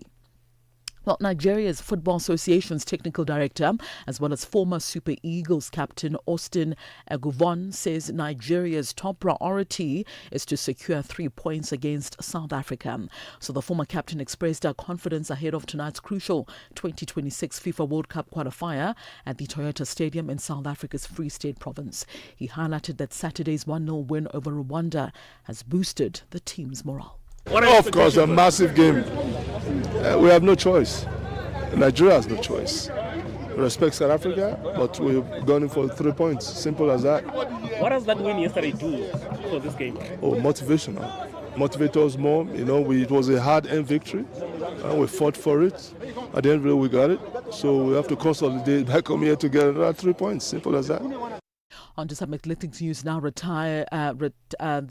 world 400 record holder Wade van Niekerk has revealed to SABC Sport that he will only make a decision on whether to retire after the World Senior Championships, which will take place from Saturday, the 13th of September, until the 21st of September in Tokyo, Japan. So van Niekerk, who has qualified in the men's 200-meter event, says his decision will depend on just how he performs in both individual races as well as a 4x400 meter relay event. Now, since suffering a knee injury during a social touch rugby game a few years ago, the 33-year-old has struggled to return to the same level and that earned him the championship medal as well as an Olympic gold medal back in 2016. Van Niekerk says he will weigh up what is the most important for him and will decide on his future only after the World Championships. Let's see how this year goes. I am leaning towards looking at what the end of my career looks like, but at the end of the day, it's not in my hands. I'm just leaving it all in God's hands, and if the performances are there and the body's healthy, might just give it another go. But at the same time, I think I just have to check what my priorities look like and then go from there. And finally, in some cricket news now, England captain Ben Stokes is back in training after a shoulder injury and will be ready for the Ashes in Australia. Stokes missed the 5th and final test match against India at the Oval with a shoulder problem he sustained during a draw at Old Trafford in July. The all-rounder was expected to be sidelined for about 6 to 7 weeks and has now started batting in the nets again with his county side, rather. So the first Ashes test will begin on the 21st of November in Perth. Well, that's a wrap of your sports news this hour. For any sports stories you'd like to share with us, send us an email to newsroom@channelafrica.co.za or call us on +27 11714 4459. For Channel Africa Sport, I am Musibudi Makura. Sports on Channel Africa. The African perspective. Africa It's time to plug into the heartbeat of the continent. Tune in to Channel Africa, your go-to radio station that broadcasts in 5 different languages. L'Afrique du Sud célèbre la journée nationale du Kabla hujaitwa kwa jina la Double K. or more of our forests have been destroyed. Tamo kutuli bwanji ndi Partido Africano da Independência da Guiné. See, Channel Africa represents every corner of this amazing land. From Lagos to Cape Town, Nairobi to Dakar, we've got you covered with the freshest news, music, and cultures. So, turn up the volume, feel the rhythm.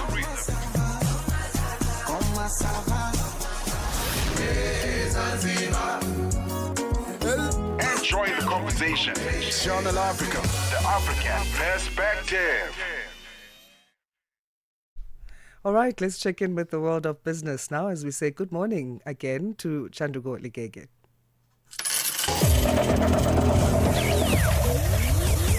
Business news on Channel Africa, the African perspective. Thank you, Asanda. Good morning. Ghana's High Commissioner to South Africa, Benjamin Kofi Kwashe, has called for constructive engagement between Ghana's Ministry and Communications and MultiChoice Ghana to resolve a standoff. Kwashe made these comments after the MultiChoice Group rejected calls from Ghana's Minister for Communications, Technology and Innovation, Samuel Naiti George, for a 30% reduction in subscription fees. Kwashe says prolonged tensions could undermine investor confidence across the sub-region, stressing that the matter should be settled through negotiations rather than public confrontation. So in the West African sub-region where DSTV MultiChoice operates, we are told that they don't pay up to the $50 that Ghanaians have been asked to be paying every month for premium services. In the whole of West Africa, we are the highest that pays for such a subscription. And also the programming, most of the programming are those that are recorded, not live programs. And so those are the disparities that they looked at. BP has signed a preliminary agreement with the Egyptian Natural Gas Holding Company to drill 5 new deepwater gas wells in the Mediterranean Sea. The memorandum of understanding with state-owned Egas comes as Egypt seeks to boost exploration and production. Egypt, once a regional exporter, has increasingly turned to imports to meet rising domestic gas demand as output declines from aging fields and investment lags in new ones. According to the joint organization's data initiative, gas production in May was 3,545 million cubic meters, down more than 40% from March 2021, which provides data on the global energy market.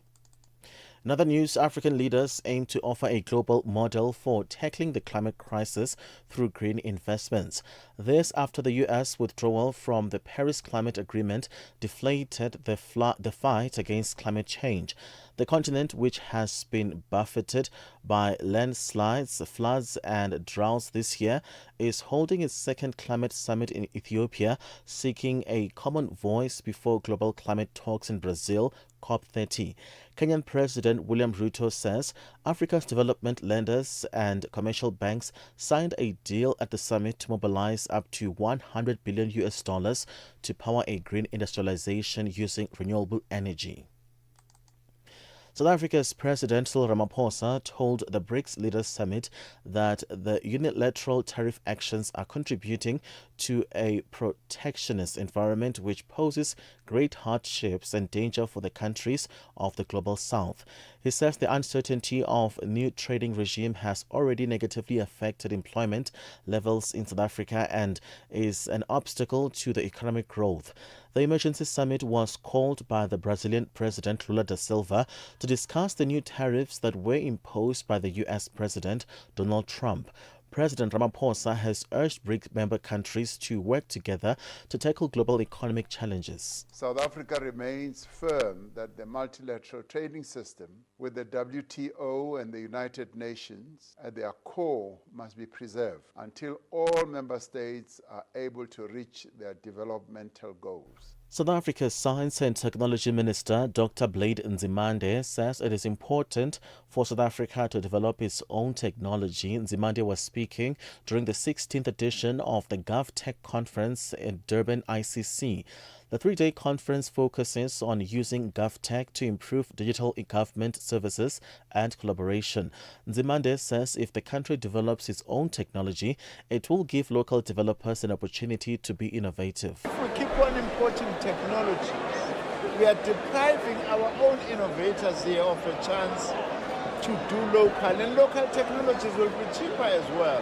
$1 in Nigeria is trading at 1,000 naira 514, Botswana 13 pula 30, Kenya the dollar is 128 shilling 30, Zambia 23 kwacha 89. BRICS countries, $1 in Brazil is at 5.42, in Russia 81 rubles 95, in India 88 rupee 2, China 71.13, South Africa 17 rand 54 cents. $1 is 74 pence to the British pound and 85 to the euro. Commodities, gold is $3,650, platinum at $1,392 per ounce. The price of Brent crude oil $66.44 a barrel. That is all for now. For any business stories you'd like to share with us, please send us an email to newsroom@channelafrica.co.za, or you can call us on +27 11 714 4459. For Channel Africa Business, I am Chanduko Ligegi.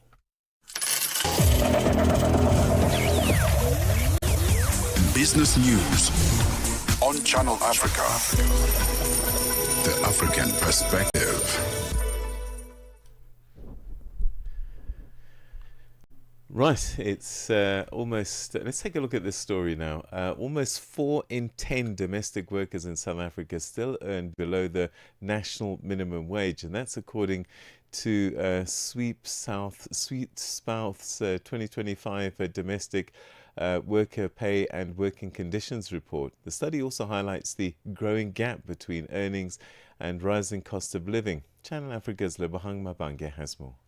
The report reveals that the median monthly earnings of domestic workers sit close to $208, nearly $51 short of the amount needed for basic survival. Sweep South Chief Executive Officer Lurandi Kriel says the findings also show ambition within the sector. What struck me the most about our report this year is not only the struggles of domestic workers, but also the ambition they have. Almost half of domestic workers have matric. Many dream of further education, and some want to move into sectors like childcare or elder care. Imagine the ripple effect if we supported that ambition with training, fair wages, support and opportunities. Domestic workers already hold families together. Your families, my family. With the right support, they can strengthen entire communities. She adds that there are signs of hope in sectors such as elderly care. Our report throws a spotlight on the grim hardship domestic workers face every day.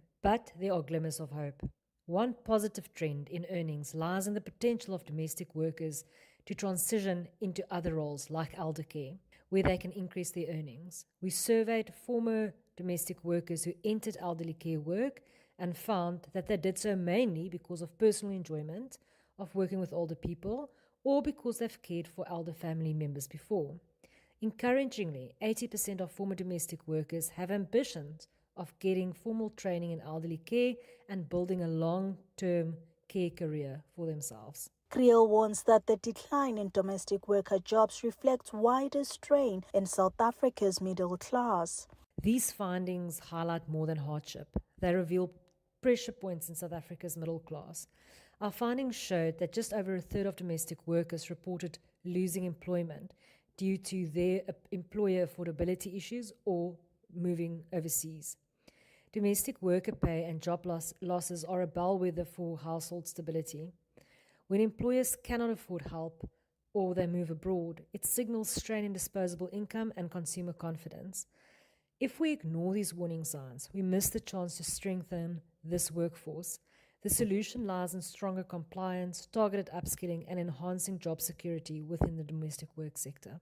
The report calls for living wages, better working conditions, and investment in education to unlock the potential of a vital workforce. Reporting for Channel Africa, I am Lebogang Mabange in Johannesburg, South Africa. Heritage Month is a time to remember where we come from and celebrate where we are going. Channel Africa. Catch us on DSTV channel 802. Global food prices remained largely stable in August, according to the latest UN Food and Agriculture Organization Food Price Index, with rising meat, sugar and vegetable oil prices offset by declines in cereals and dairy. At the same time, new forecasts from the FAO point to record-high global cereal production and stocks this year, but there are growing concerns about rising fertilizer costs and their potential impact on future yields. To unpack these trends, we're joined by Monica Totova, senior economist and head of the FAO's food price team. Monica, thank you for joining us. How are you? Good morning, Asanda. Thank you for having me. Good morning from Rome. Our pleasure. The FAO Food Price Index was largely unchanged in August. Can you talk to us about what factors helped stabilize prices despite global uncertainties? Thank you for the question. Let me start by, unpacking what the FAO Food Price Index is and what is it not, all right? So, because there is quite a bit of confusion when we speak about the Food Price Index. It is a benchmark of what food commodity prices, and I stress the word commodities, right? So, those are largely export prices bought in bulk. They are, as you mentioned, cereals, vegetable oils, meat, dairy, and sugar. The reason that the overall food price index remained unchanged in August was that the price adjustments were not as big as we had seen in the past, and by design, those increases in the meat, sugar, and vegetable oil offset the declines in the cereals and dairy quotations. Just to give you an example of what happened, for example, in the cereal group, overall, the cereal price index was down about 1% from July, down 4% from August, but at the same time, the wheat prices declined, reflecting ample supplies in the world and relatively subdued demand. By contrast, the maize prices rose, again underpinned about the concerns what will happen to the supply considering the heat waves in Europe, and the rice prices fell. So behind the stable number, there are diverging trends across different products that are feeding into the food price index. So the FAO forecasts record high global cereal production this year. Which crops or regions are driving this growth, and how will it affect global food security? So the FAO revises its forecast of cereal production, consumption, trade, and stocks every month. At this time of the year, we are now in September, that forecast was prepared towards the end of August. We have a pretty good idea of what is happening with the crops on the northern hemisphere. While maize, as a significant crop, you can grow on both hemispheres. In fact, South Africa is a very important producer. Wheat, while grown on both, is mostly grown in the north. So, at this time, the harvest are already close to finishing, if they haven't finished yet, depends on the local conditions. So, what we did in this last forecast is that we trimmed a little bit the world output for wheat, but it is still up about 0.8% compared to last year. But at the same time, we revised the maize output, considering good forecasts for Brazil and United States of America, up. Rice production, is also expected to increase a little bit. So the good news is we have plenty of supplies, all right? What is less good news is that you should recall and remind our listeners, that one of the biggest drivers of food insecurity in the world remains conflict, right? So what we can do with the conflict to lower the food insecurity globally, that would be for a separate discussion. Right. So, how might these increases affect consumer affordability, especially in low and middle income countries, the increase in meat, sugar, rice, and vegetable oil prices? Again, there are several aspects to the same question. So, what we talk about in the food price index are the global reference prices. So, if we look at wheat, for example, among the reference prices, you would have the export prices from the United States, export prices from the EU, from Argentina, from Russia, etc., etc. So, those are prices at the export level. What happens on the country level, even if those countries import, we need to account how much it costs to get the goods from, I don't know, the US Gulf to a certain country, right? So those costs are slightly different than the prices we are referring to. That's why we refer to the food price index as a barometer of what could be happening or what is happening on the global markets. What you, if you go to the supermarket shopping for the weekend or on the market you shop, you might notice that the prices in your local markets are behaving differently. This could mean that the particular meat you are buying or the type of meat or the meat cut is not traded, for example. So you are buying it from you might be buying it, you might choose to buy it from your local farmer, and your country, for example, for the meat market, might not be as integrated to the global economy. So if the prices increase, what will the consumer do? For the meat, you are likely to go for a different cut of meat. Instead of a steak, you will go for something else, which costs less. This might not be as easily done for vegetable oils. If you use vegetable oil for cooking, it is more difficult to replace a vegetable oil. You can go for a different type, but the vegetable oils, they tend to move together. So for vegetable oils, you will just have to pay more for the vegetable oil, and then you will have less resources to buy some other goods you would want to buy. The report highlights rising nitrogen fertilizer costs. Could this affect future crop yields and food prices if farmers reduce usage? At this point, we are not as concerned as we were a few years ago because the prices increased. Prices of nitrogen, by the way, are very much dependent on the energy prices because the natural gas and in some countries coal is the main input to the nitrogen production. So the prices strengthened, but we are not at the levels we were a few years ago. But what we try to highlight is that it is not enough to look only at the prices of the fertilizers, but you need to look at the ratio and those fertilizer prices in relation on how much you as a farmer are getting for your goods, for what you produce. As we observe that the commodity prices are declining, generally speaking, wheat declined, maize increased a little bit, but they are on a lower levels than they were 1 year ago. This implies that this little relationship, which for you as a farmer is important on how much you spend on your inputs and how much you get for the goods you are selling, has been worsening. So should this trend continue, we would be concerned. At this point, I would probably not be as concerned, but it's something that we should be monitoring, because once the farmers significantly reduce the nitrogen application, that would have impacts on the production.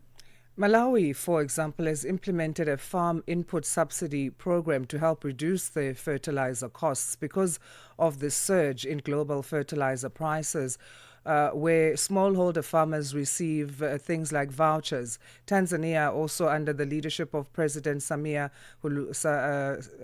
Suluhu Hassan, has its own fertilizer subsidy. Can this kind of thing prove beneficial in tackling this issue of rising fertilizer costs? I know you do say things don't look as grim as they did in previous years. So again, I will use the same example I used with the question of what do the increased vegetable oil, meat and sugar prices, how do they impact consumers? There is a large difference between what the farmer in Malawi or Tanzania pays for those fertilizers than the international reference prices are, right? So there is a certain disconnect also because you need to get the fertilizer. Many of the countries you mentioned, they do not produce enough of their own fertilizers, so they are all imported.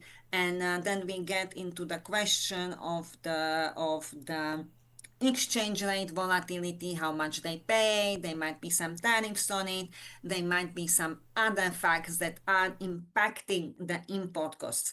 Generally, let's say the voucher is a better idea than the subsidy, because with a voucher, farmer goes to the market and purchases the goods as he or she would with money, right? So they are not distorting the market. While if we give a direct subsidy to somebody, the person doesn't see the real cost, right? It's a cost that is somehow hidden. You are paying less.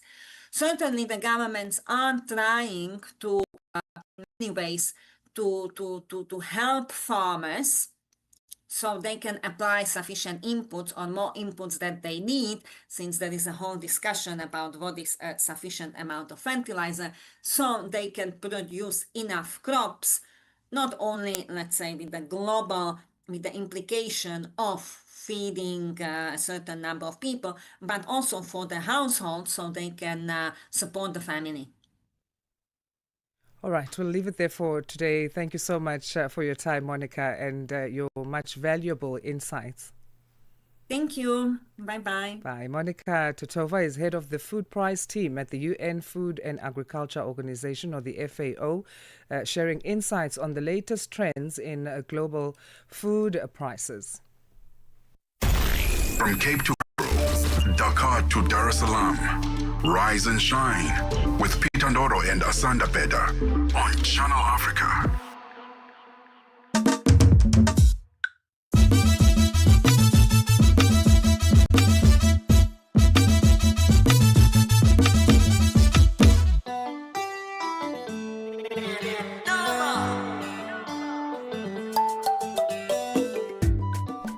It's 8 o'clock Central African time. We enter the third and final hour of Rise and Shine. Thank you for making Channel Africa your choice to get all from the African perspective. My name is Asanda Beda. We are live from our Johannesburg studios in South Africa on the SABC Plus app, on www.channelafrica.co.za, as well as live streaming on YouTube at Channel Africa 1. And I'm Peter Ndoro, and in the next 30 minutes, for the next 30 minutes after the news, we're going to be taking a look at Malawi. They go to the polls in about 7 days' time. 16th of September. Malawians will be voting for a president. Will they vote someone new, or will Dr. Lazarus Chakwera get a second mandate? Well, I'll be talking to somebody who understands elections very well, Tendai Mbanje, and he'll be analysing for us what it means for Malawians, who the candidates are, and what we can expect. All of that still to come after the news with Onele Nsinsi. SABC News. The African Perspective. Thank you, Peter. Ethiopia is set to inaugurate one of the biggest hydroelectric dams in the African continent today.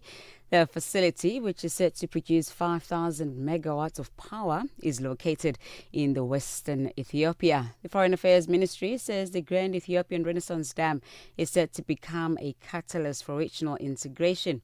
Kylie Shekumalo reports. The Ethiopian authorities say the Grand Renaissance Dam is not intended to harm any nation, but the facility will serve as a beacon of regional prosperity. The dam has been a source of tension with neighbors Sudan and Egypt. They are concerned about water security since the dam is located next to the Blue Nile. A number of leaders who are attending the African Climate Summit in Addis Ababa are expected to attend the inauguration of the dam worth over $4 billion. Addis Ababa says the dam is key for development as it seeks to position itself as Africa's biggest power exporter. South Africa's President Cyril Ramaphosa will this afternoon appear before the National Assembly to answer oral questions. The questions include South Africa's engagements with the U.S. on reducing tariffs. He will also outline the government's position on the future of the Post Bank, the intended outcome of the national dialogue, as well as assess the Africa's presidency of the G20. South Africa's Deputy President Paul Mashatile says the U.S.'s withdrawal of the PEPFAR funding will not collapse the government's fight against HIV/AIDS. However, some health experts attending the 12th South African AIDS Council conference in Kempton Park, east of Johannesburg, are concerned that the withdrawal could lead to many deaths in the country. The situation has also led to job losses amongst non-governmental organizations. Opening the 4-day conference yesterday, Mashatile said government was doing everything possible to close the gap that the U.S.'s withdrawal of funding has created. Let me reiterate that as government, we acknowledge the impact of U.S. funding cuts on our response. Even so, our government is diligently working to preserve our achievements in the fight against HIV/AIDS. While these accomplishments may be momentarily jeopardize our programs, we believe we will prevail. 3 months after the death of the former Zambian President Edgar Lungu, his remains are still at the center of a legal battle in South Africa. The Pretoria High Court has reserved judgment in the family's appeal against an earlier ruling that the body be repatriated for a state funeral in Zambia. Only a few people attended the hearing as concerns grow over the prolonged delay and the family's struggle for closure. Channel Africa's Michael Mbewe reports. Very, few people came from the government and then also from the Lungu's family, being led by the spokesperson, Makedi Zulu. And they both declined to give us any comment, from us, from the media. They've always been welcoming to speak to us. But today, there was no one who came forward to say, no, we will speak on behalf of, both parties. It's been 3 months. The worry is that what is happening, to the body of the late President Edgar Lungu. Lastly, Nepal has lifted a ban on social media after it led to clashes between protesters and police. Yesterday, demonstrators took to the streets in protest against the restrictions on social media platforms as well as corruption. 19 people were killed and more than 100 others were injured when police fired tear gas and rubber bullets at demonstrators in cities including Kathmandu. The Nepali government said it will investigate the incident.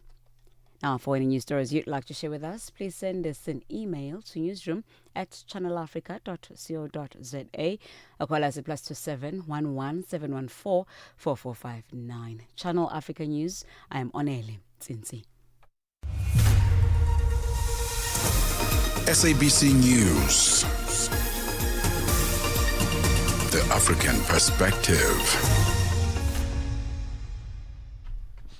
And coming up in your sports news this hour, the World Athletics Championships are days away, and Joseph Parker's team questions whether Asanda will fulfill his mandatory obligation. Details coming up at 8:30. Wake up, Africa. Peter Ndoro and Asanda Beda are here to help you rise and shine. Weekdays, 6 till 9 a.m. Central African Time. Only on Channel Africa. Malawi heads to the polls on the 16th of September in a pivotal election that will test both the country's democratic resilience and the credibility of its electoral institutions. The vote comes against a backdrop of contradictions. On the one hand, Malawians recall the 2019 annulled elections and the unprecedented judicial reform that followed, hailed as a landmark for judicial independence in Africa. On the other hand, though, there is a deepening crisis of confidence in the Malawi Electoral Commission and doubts about whether it can deliver a process that is free and fair and transparent. Well, this morning on Rise and Shine, in our continuing series leading up to Malawi's elections, we're now joined by Tendai Mbanje, who's a project officer in the Expression, Information and Digital Rights Unit, the Centre for Human Rights at the University of Pretoria. He himself is a governance expert and also has been a part of electoral missions across the continent. Tendai, thanks so much indeed for joining us. Always good to talk to you. Good morning, Peter, and thank you so much for having me.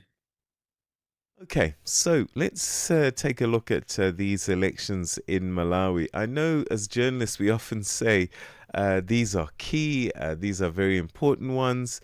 Why, though, do you think these elections in particular are important in Malawi domestically and also perhaps in the wider region? Thank you so much. First, I would like to say that domestically, these elections are important because they are about livelihoods.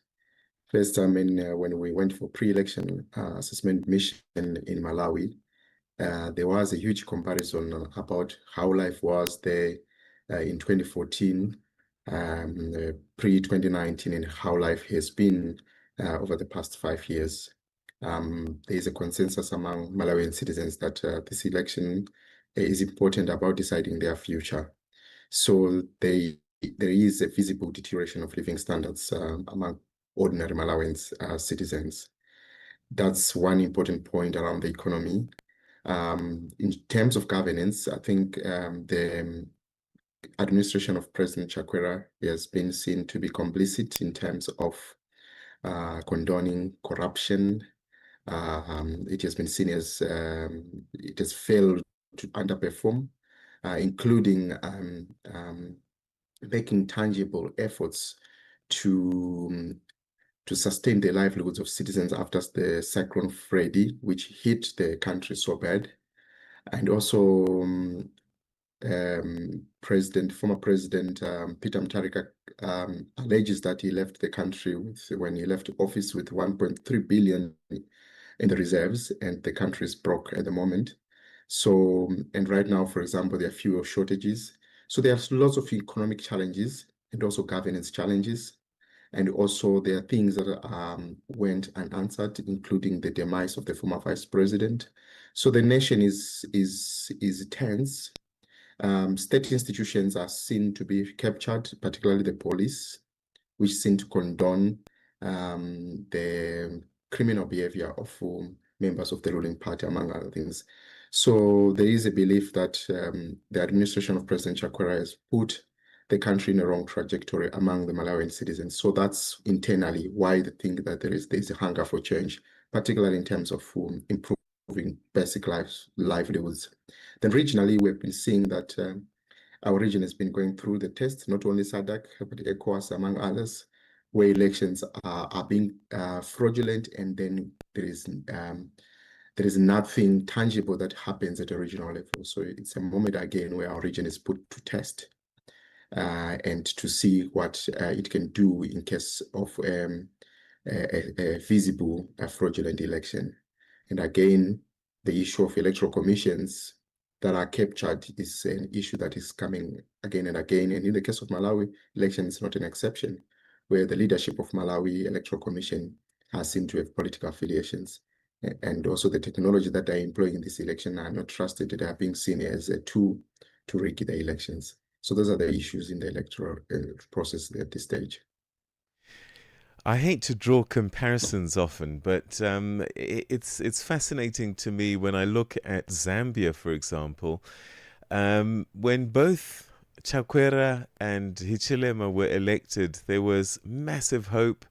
They were looking at change of systems, change of governance, a new order, as it were.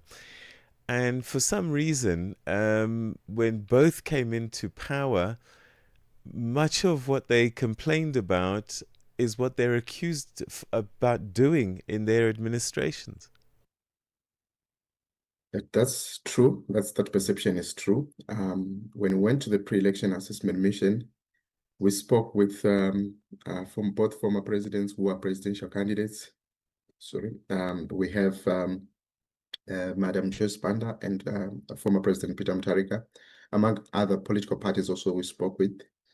They believe that when President Chakwera prior to office, he showed a different face, and when he came into office, he showed a different face. Particularly, they complained, particularly Madam Joyce Banda was critical to the formation of the coalition government of parties that came to form MCP, or parties that came to form the government with the MCP.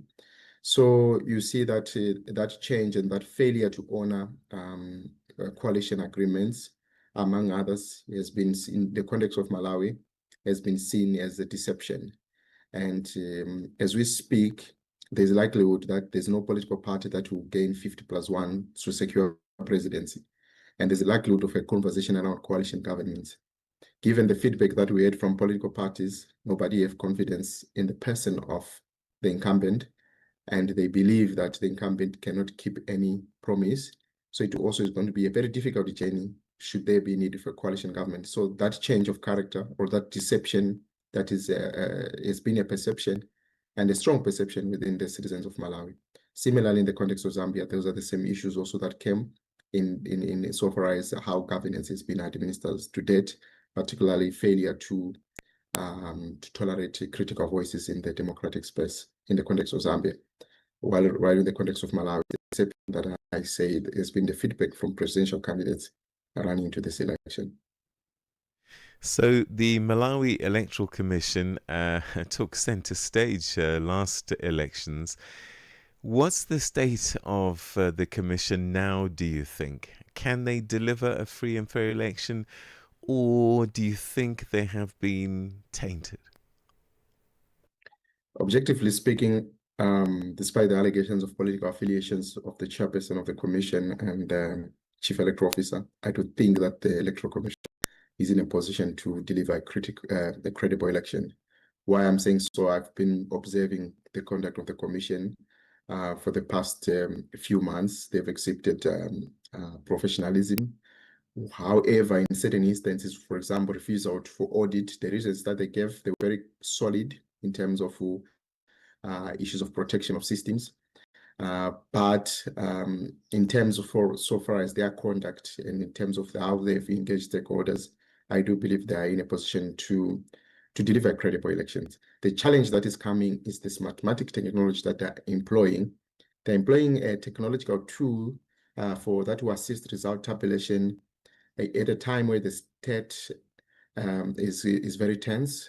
So the pre-election trial of the technology did not go so well.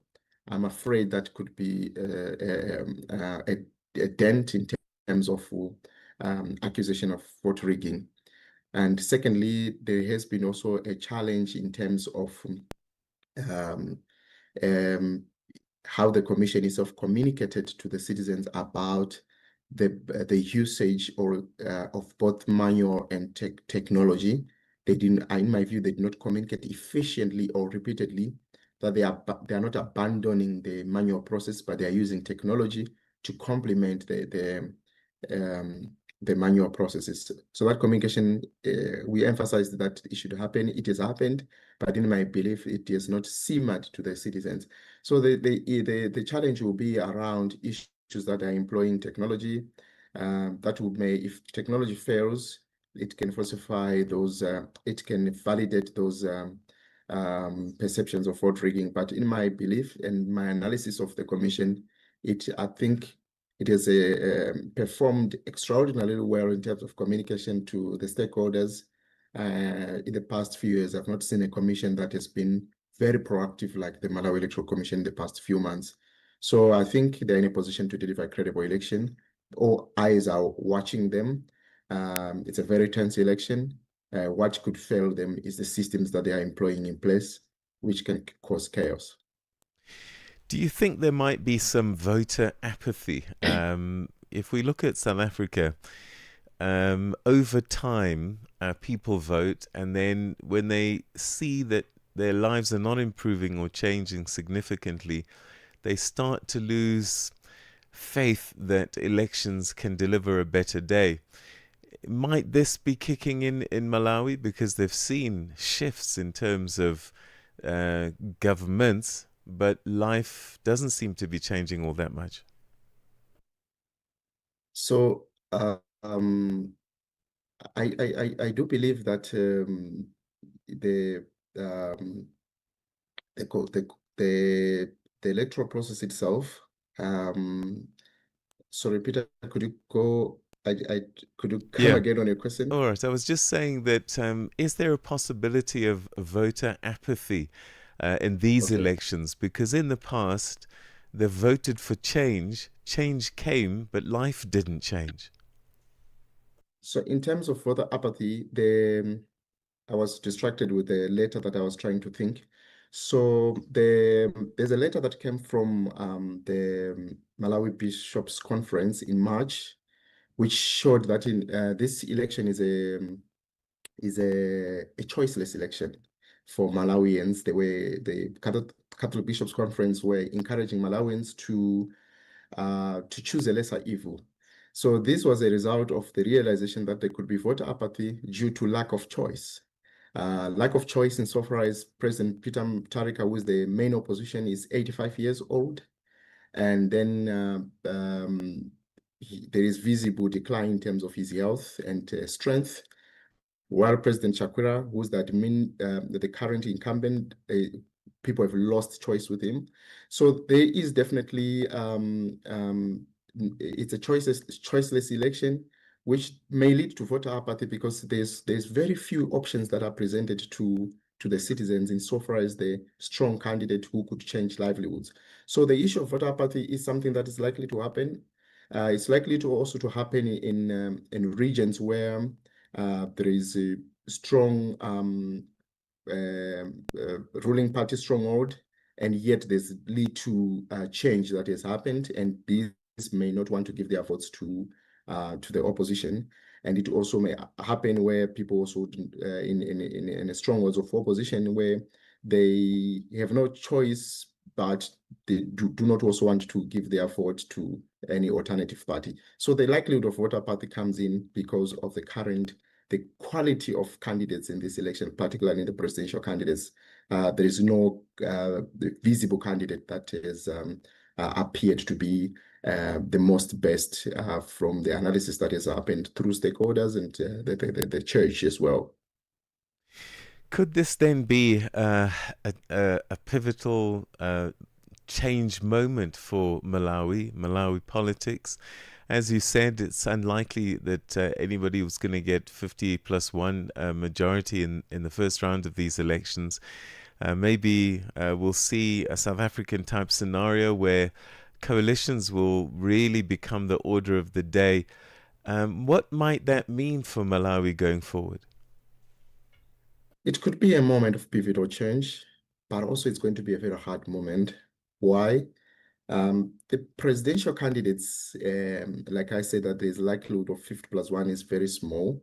The presidential candidates do not have trust in a meaningful conversation with the incumbent.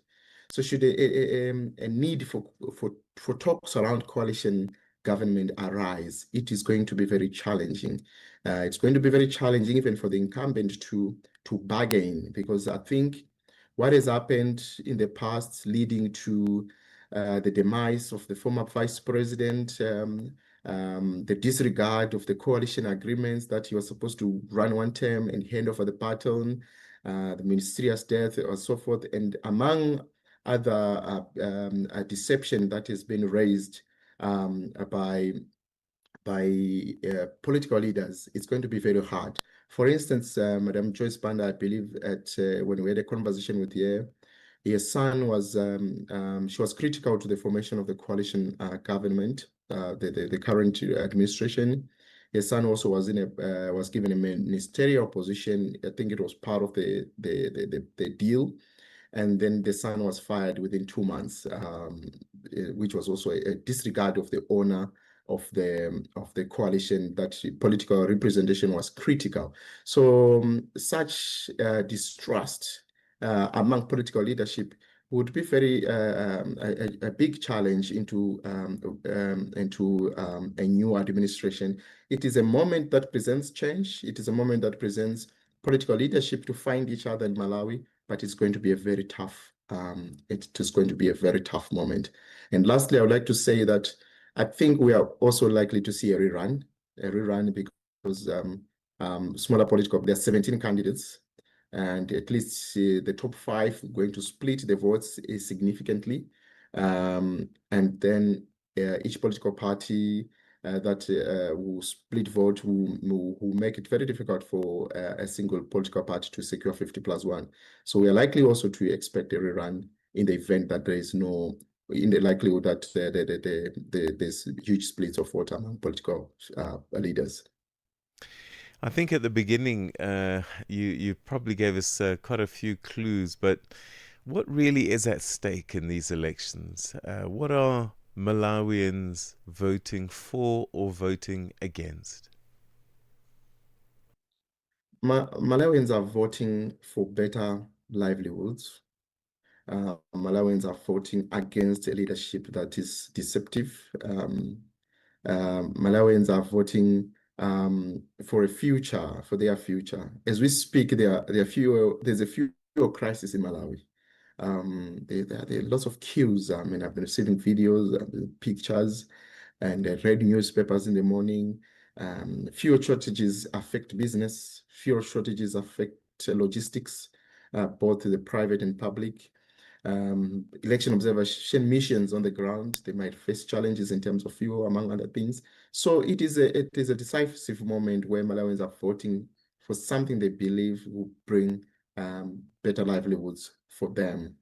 Particularly, there is strong comparison for what life was back then and what life is now. So the Malawians are voting for against an administration that is corrupt and against the administration that is driven by self enrichment, as we have seen in the current administration. So I do believe that, like any other election, it ultimately boils down to change of lives. It ultimately, when citizens go and cast their vote, they have a hope that the casting of the vote might bring food on the table, might make it easier for them to access basic needs that they need on day-to-day basis. And considering that Malawi is one of the poorest countries in Africa and perhaps in the world, that is always an issue. Administrations ought to change lives of the people they serve. Is this election a battle between Chakwera and Mutharika, or is there a third candidate that could surprise? Predominantly, it is a battle of two men, Chakwera and Mutharika. And these men, they've seen each other in the polls 3 times. They saw each other in 2014 for the first time, in 2019 twice. So these are the men who have seen each other 3 times on the ballot box. So definitely, they stand out as the key figures. Obviously, there is another political party. It's a smaller political party, but it is likely to align with Mutharika should things come to the worst, UTM. And I do believe that it's a 2-man race regardless. So those that may have buyer's remorse in terms of Chakwera, where will these votes go? Or will they just stay at home? Or will they swap sides and maybe say, he's not our first choice, but we're going back to Mutharika? From the pre-election polls, I've posted pre-election polls a few days ago on LinkedIn. They are the recent ones. They show that the opposition DPP for Peter Mutharika has favored 43% from the electorate, whereas MCP from the ruling party for Lazarus Chakwera has got 31%. And considering that there are fewer shortages, there are events, frustrating events that are frustrating voters in the eve of the election. The numbers for the opposition could actually go high, enabling them actually to secure close to 50% or something similar. So I do believe that the frustrated may either give one of the smaller political parties their votes, or they give it to the main opposition. which then, in a case where the main opposition has close to 50%, it could align with the smaller party, and then they could actually secure 50+1 and retain the presidency, which they lost in 2019.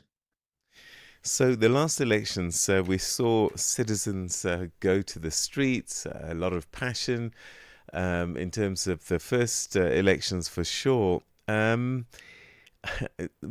you think that there are any flashpoints in this one, or as you were saying, people just have given up and there's really no one to choose for, therefore no one to fight for? I think the challenge could be with disinformation and misinformation, which has become a strong challenge in the electoral processes. So disinformation and misinformation around the process itself, including the technology employed in elections, could actually cause protests should things do not go well, there'll be network challenges. I've observed elections in Namibia, for example, the voter management devices were overheating because of weather. In South Africa, of course, which the process was managed well, except the challenges that the voter management devices had issues. And these are places that have strong voter confidence.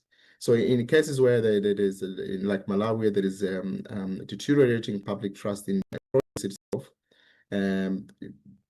the challenges that may arise might actually lead to protest, and I'm suspecting that protests could be, should things don't go well on the election day, protests could emerge a day after the elections, and people can go back to the street and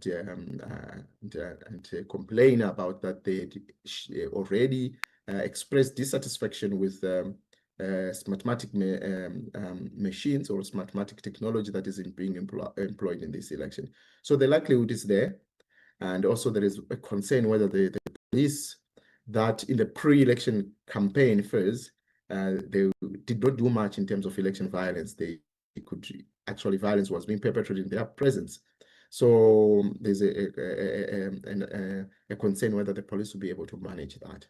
But luckily, we have seen since 14 July, when the election campaign started, that it has been predominantly a calm fair season, which stems from that the main opposition, Peter Mutharika, did not campaign so rigorously, but at the same time the polls are in his favor. So this is how it is, because people are already frustrated with the current administration. The opposition did not do much in terms of campaigning, but the polls are in their favor. And that's where we're going to have to leave it. Tendai, always great talking to you. Thank you so much. Your analysis greatly appreciated. Thanks for your time. Thank you so much. All right, that's Tendai Mbanje, who's a governance expert, LLD candidate at University of Pretoria. And he's been on election observer missions across the continent, so he pretty much knows what he's talking about. And giving us some thoughts about these elections, which are being described by some as choiceless elections. In other words, there's nobody that they're passionate about. So we'll have to wait and see how that one plays out. It's 8:30, which means it's time for your news headlines. Here's Onel Nsinzi. SABC News. Headlines. The African Perspective. Thank you, Peter.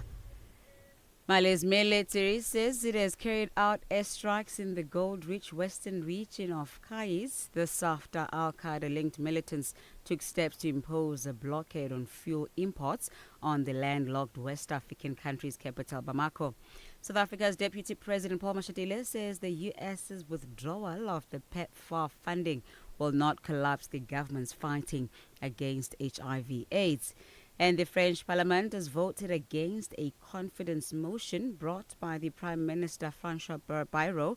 He is now obligated to resign. Channel Africa News, I'm Onel Nsinzi. SABC News. Headlines. The African Perspective. Let's say good morning to Musibudi Makura once again on Rise and Shine as she's got our latest from the world of sports. Sports on Channel Africa. The African perspective. Thank you, Asanda. Good morning once again from the sports desk. We'll start with athletics news this hour. So the world 400-meter record holder Wade van Niekerk has revealed to SABC Sport that he will only make a decision on whether he will retire after the World Senior Athletics Championships, which will take place from this Saturday, the 13th of September in Tokyo, Japan. So van Niekerk, who has qualified in the men's 200-meter event, says his decision will depend on how he performs in both individual, the race, the 200-meter, and also the 4x100 meter relay team. Now, since suffering a knee injury during a social touch rugby game a few years ago, the 33-year-old has struggled to return to the same form that earned him the 2 World Championship medals as well as the Olympic gold back in 2016. Van Niekerk says he will weigh up what is most important for him and decide on his future after Japan. Let's see how this year goes. I am leaning towards looking at what the end of my career looks like, but at the end of the day, it's not in my hands. I'm just leaving it all in God's hands, and if the performances are there and the body's healthy, might just give it another go. But at the same time, I think I just have to check what my priorities look like and then go from there. Now, the two-time world champion who claimed medals in Beijing back in 2015 and in London in 2017 says he's fit, motivated and eager to deliver strong performances in Tokyo as he looks to approach the championship step by step.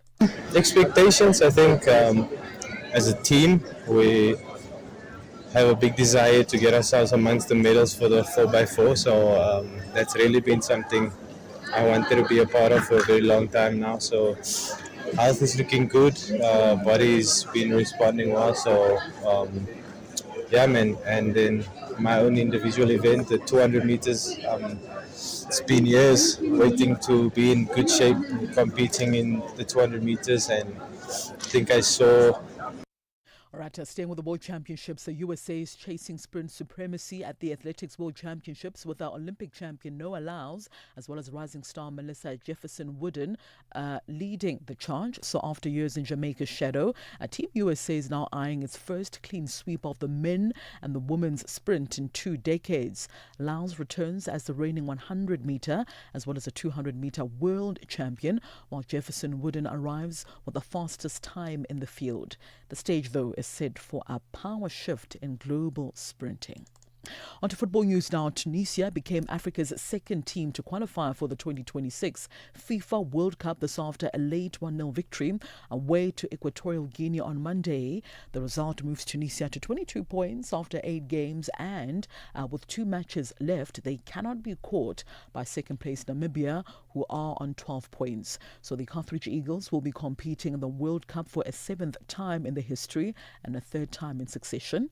Meanwhile, in Group G, Mozambique's 2-0 victory over Botswana kept the Mambas campaign on track and lifted them to 15 points from 8 games played, 3 points behind leaders Algeria, who have 18 points and 3 points ahead of Uganda. And finally, in some boxing news, Joseph Parker's team have questioned whether Asanda will fulfill his mandatory obligation to fight the New Zealander.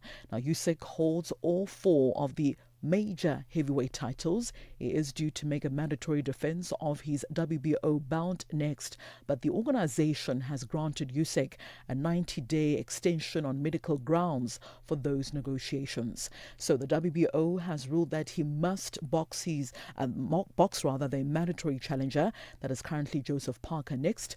Parker is risking his mandatory position in an October 25 bout with Fabio Wadley. Now, the WBO order means that if Usyk is to hold on to that world title, he must box the Parker-Wadley victor. Well, that's a wrap of your morning sports news right here on Channel Africa. I'm back with more sporting updates in the next hour with the On The Move team. For any sports stories you'd like to share with us, send us an email. That's to newsroom@channelafrica.co.za or give us a call. The newsroom line is +27 11714 4459. For Channel Africa Sport, I am Musibudi Makura. Sports on Channel Africa. The African Perspective. Hi there. Do you want to elevate your business and give it a voice in South Africa and Africa as a whole? Well, in that case, let Channel Africa make this a possibility. Channel Africa is willing to advertise your business for as little as 30,000 rands or $1,719.18. To get access to these great rates, send all requests to mokoenata@SABC.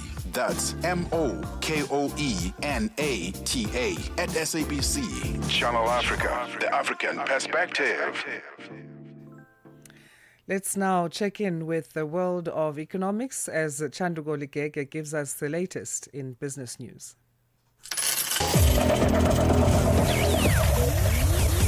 Business news on Channel Africa. The African Perspective. Thank you, Asanda. Good morning. Economists say that there are strong indications that South Africa's economy will grow in the second quarter. This is despite declining business confidence and ongoing strain in key sectors such as mining. Stats SA is set to publish the latest GDP data for the year today, and economists are predicting growth of between 0.4 to 0.5%. This will follow the modest 0.1% growth in the first quarter of this year. Economist Tanda Sitole. But overall, I think most of the sectors are likely going to contribute positively, including food and beverages, as well as accommodation. So most of the sectors are going to be positive. The only source of uncertainty really will be your notoriously volatile agricultural sector.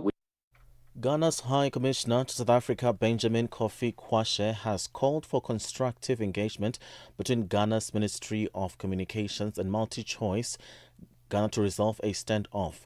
Kwashe made these comments after the MultiChoice Group rejected calls from Ghana's Minister of Communications, Technology and Innovation, Samuel Nati George, for a 30% reduction in subscription fees.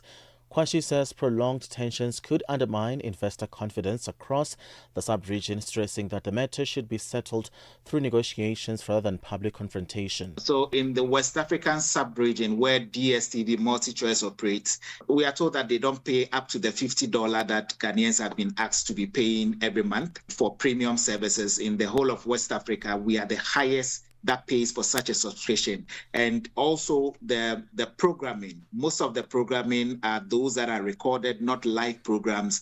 And so those are the disparities that they looked at. BP has signed a preliminary agreement with the Egyptian natural gas holding company to drill 5 new deepwater gas wells in the Mediterranean Sea. The Memorandum of Understanding with state-owned Eggers comes as Egypt seeks to boost exploration and production. Egypt, once a regional exporter, has increasingly turned to imports to meet rising domestic gas demand as output declines from aging fields and investment lags in new ones. According to the joint organization's data initiative, gas production in May was 3,545 million cubic meters, down more than 40% from March 2021, which provides data on the global energy market. African leaders aim to offer a global model for tackling the climate crisis through green investments. This after the U.S. withdrawal from the Paris Climate Agreement deflated the fight against climate change. The continent, which has been buffeted by landslides, floods and droughts this year, is holding its second climate summit in Ethiopia, seeking a common voice before global climate talks in Brazil COP30. Kenyan President William Ruto says Africa's development lenders and commercial banks signed a deal at the summit to mobilize up to $100 billion to power a green industrialization using renewable energy. U.S. tariffs are increasingly pressuring the already challenged petrochemical sector, with China, the top producer, shifting its exports to Asia. Head of petrochemical trading at Total Energies, Ganesh Gopala Krishnan, says the disruption could lead to a 15% drop in the global petrochemical trade.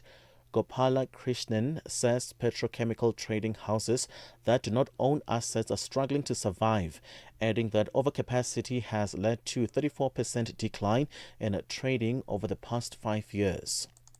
$1 in Nigeria is trading at 1,000 naira 514, in Botswana 13 pula 30, Kenya the dollar is 128 shilling 30, Zambia 23 kwacha 89.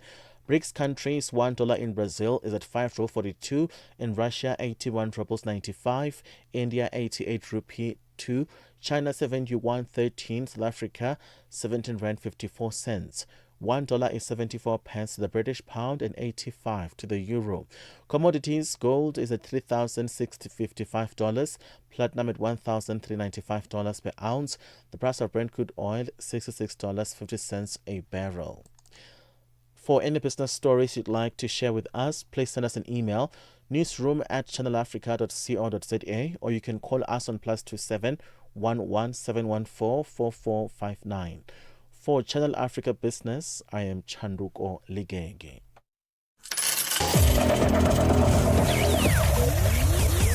Business news on Channel Africa. The African perspective. Heritage Month is a time to remember where we come from and celebrate where we are going. Channel Africa. Catch us on DSTV channel 802. Africa needs to come together to fast-track cross-border trade. This was the sentiment echoed at the opening ceremony of the Embassy's Business Fair and Conference 2025 in Pretoria, South Africa. The gathering also brought together policymakers, business leaders, as well as global partners to shape the future of small enterprise in Africa within the framework of the African Continental Free Trade Area. It was held under the theme Direct Business Exchange Among Embassies. Butlale Pele has more. Transforming diplomatic discussions into tangible trade and investment deals for Africa was one of the key themes at the second edition of the Embassy's Fair and Conference. Held in the midst of South Africa's G20 presidency, the event also focused on forging partnerships that align with the agendas of the African Continental Free Trade Area, the African Union's Agenda 2063, as well as the United Nations Sustainable Development Goals.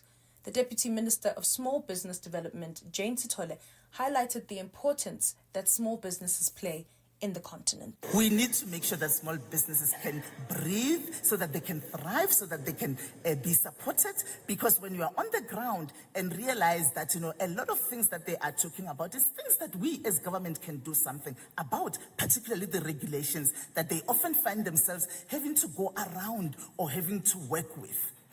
Small businesses and cooperatives, they may be small in Africa, but their impact is not small. They are the heartbeat of our economy. They employ millions. They create jobs where there are none. Gauteng Deputy Director General for Economic Planning and Development, Bulumko Nelana, however, stressed that unemployment remains one of the most pertinent issues that needs to be tackled. Our work with the diplomatic corps is one of the key levers in combating the persistent triple challenge of unemployment, inequality, and poverty. The brunt of these challenges is shouldered by our young African women who live in the periphery of our province. Furthermore, these are complicated by climate change, crime, and low levels of entrepreneurship. The global economic outlook of weak trade, disruption of global supply chains, weak investor confidence, and weak growth and foreign direct investments, as well as elevated inequality and poverty, simply make the task even more challenging. Despite this, Dean of African Ambassadors in South Africa, Andre Nzampayake, says that it is through collaboration that the continent will prosper. This gathering exemplifies the convergence of diplomacy, business, and visionary leadership, shaping a brighter future for our continent. This should not tell you that our future doesn't look good. It looks very, very good. As we prepare to contribute meaningfully to the global conversation at G20 and beyond, Africa stands at a critical juncture of transformative growth. The road to G20 should be a testament to Africa's determination to be proactive, resilient, and innovative.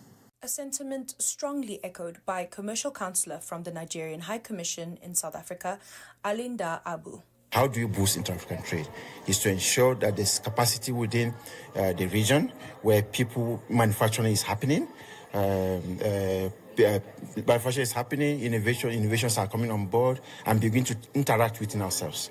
I think that's the only way to leverage between the two countries is to also work together as a team, as a country, as continents, to work together to ensure that the dream of African 2063 that we want is achieved, and also taking forward the Abuja Treaty. I think that is how we leverage. We work together as partners, not competitors. We are not in competition with any country. Rather, we are partners. The conference is expected to conclude on Tuesday, at which sustainable development and digital trade will be amongst the topics discussed. Bakali Pele, SABC News, Pretoria. The KwaZulu-Natal Province Police Commissioner in South Africa, Lieutenant General Mkhwanazi, will be the first witness called when the Judicial Commission of Inquiry begins its public hearings next week. The commission, chaired by Justice Mbuyiseni Madlanga, was established by President Cyril Ramaphosa to probe allegations that organized crime syndicates have infiltrated the criminal justice system. The hearings start on the 17th of September in Pretoria. Dimagadzo Leshuru has the details. We can now confirm that the consultation to which the chairperson of the Commission, Justice Madlanga, referred was with Lieutenant General Mkhwanazi, whom the Commission intends to call as its first witness. The Commission has simultaneously been in consultation with a number of other witnesses whose details, based on security considerations, we are not at liberty to divulge. That is Head of Communications and spokesperson for the Commission, Jeremy Michaels. He told journalists on Monday that the Madlanga Judicial Commission of Inquiry has made significant progress since it was proclaimed in July. The main auditorium at the Bridget Mabandla Justice College has been repurposed to host the proceedings. As we are seated here, the Commission's senior team are seized with preparations for the commencement of the Commission's hearings next Wednesday, the 17th of September. With regard to IT equipment and ICT infrastructure services that were awaited, the Commission has taken delivery of equipment configured with the necessary software, including data security software. Most of our staff have now been trained on the systems, and they have conducted tests to ensure that the hardware and software are fit for purpose, which indeed they are. The commission was appointed following explosive revelations by KwaZulu-Natal Provincial Police Commissioner Nhlanhla Mkhwanazi in July, stating that South Africa's criminal justice system has been infiltrated by organized criminals and drug lords. Mkhwanazi also fingered Police Minister Senzo Mchunu in involvement. He's been placed on special leave but remains an active member of Parliament representing the ANC. The public anxiety around the issue of the 121 dockets, which resides with the Political Killings Task Team, and given that the Political Killings Task Team is specifically mentioned in the terms of reference, it is then understandable that there has been a lot of anxiety around this particular issue. Having said that, the investigative team and the evidence leaders have been in contact with the South African Police Service. There was no need for us to have original copies of the dockets, but that also that the Commission and the team had taken the necessary steps to ensure the integrity of the information. We do not intend to meddle in the work of the SAPS, particularly with regard to ongoing investigations. On Monday, Michaels also unveiled a confidential reporting hotline for members of the public to share information linked to its mandate, emphasizing that witness protection is at the center of preparations. We have taken lessons from the State Capture Commission of Inquiry, but given the unique nature of this commission, which has within its sights, within the terms of reference, some of the very state entities which are charged with responsibility for witness protection. So we are innovating, and we are not going to discuss those details in public precisely because it deals with witness protection and their safety is sacrosanct. The start of the commission was delayed by challenges in procuring secure IT systems, but Michaels has confirmed investigative work has been ongoing. Evidence leader Advocate Matthew Chaskelson says not all testimony will be in the public domain. Our findings are not binding. All that we can do is make a recommendation to the President. Our recommendation doesn't bind the President, it doesn't bind the people in respect of whom we make those recommendations or make those findings. So essentially the function of this body is to conduct a public hearing for the purposes of making recommendations to the President. We don't make findings that are binding. We will try as far as possible to hold hearings in public. But there are definitely going to be topics which cannot be held in public for one of two obvious reasons. Either the witness, him or herself, is someone whose identity needs to be protected for their own safety or for the safety of ongoing investigations. The commission is expected to submit an interim report to the President within 3 months and a final report after 6 months, even though those deadlines are likely to be adjusted due to the delays. For Channel Africa News, I'm Dimakatso Leshoro in Johannesburg. Nkhanza zokhudza amuna ndi azimayi kapena kuti gender-based violence GBV zikuwononga mioyo komanso kuphwasula mizi zikuchitika m'manyumba, m'masukulu, malo ogwirira ntchito ndipo kwambiri mwakachetechete koma sizikuyenera kupitirira. Mukazimva yankhulani, ngati mwakhudzidwa funani chithandizo chifukwa kusachita chilichonse sikuthandiza. Mverani kuma wireless onse 14 a SABC kuchokera lachitatu pa 23 mwezi uno wa Julai kuti mumve zokambirana, malangizo, masewero, zionesero za maphunziro ndi mafunso okhuza nkhanza za amuna ndi azimayi ndi akatswiri, anthu opulumuka ku nkhanzazi, kukhazikitsa lamulo komanso dziko lonse lokhudzidwa ndi nkhanzazi. Zonsezi pa wireless yomwe mumayikonda ya SABC. Imbirani pa nambala 0800 428 428 kuti munene za nkhanzazi kapena kupeza chithandizo. Nkhanza zokhuza amuna ndi azimayi zimatha ndi inu. Uthenga ukufikani kuchokera ku SABC. Zilipendwa na Abedi Jean de la Croix.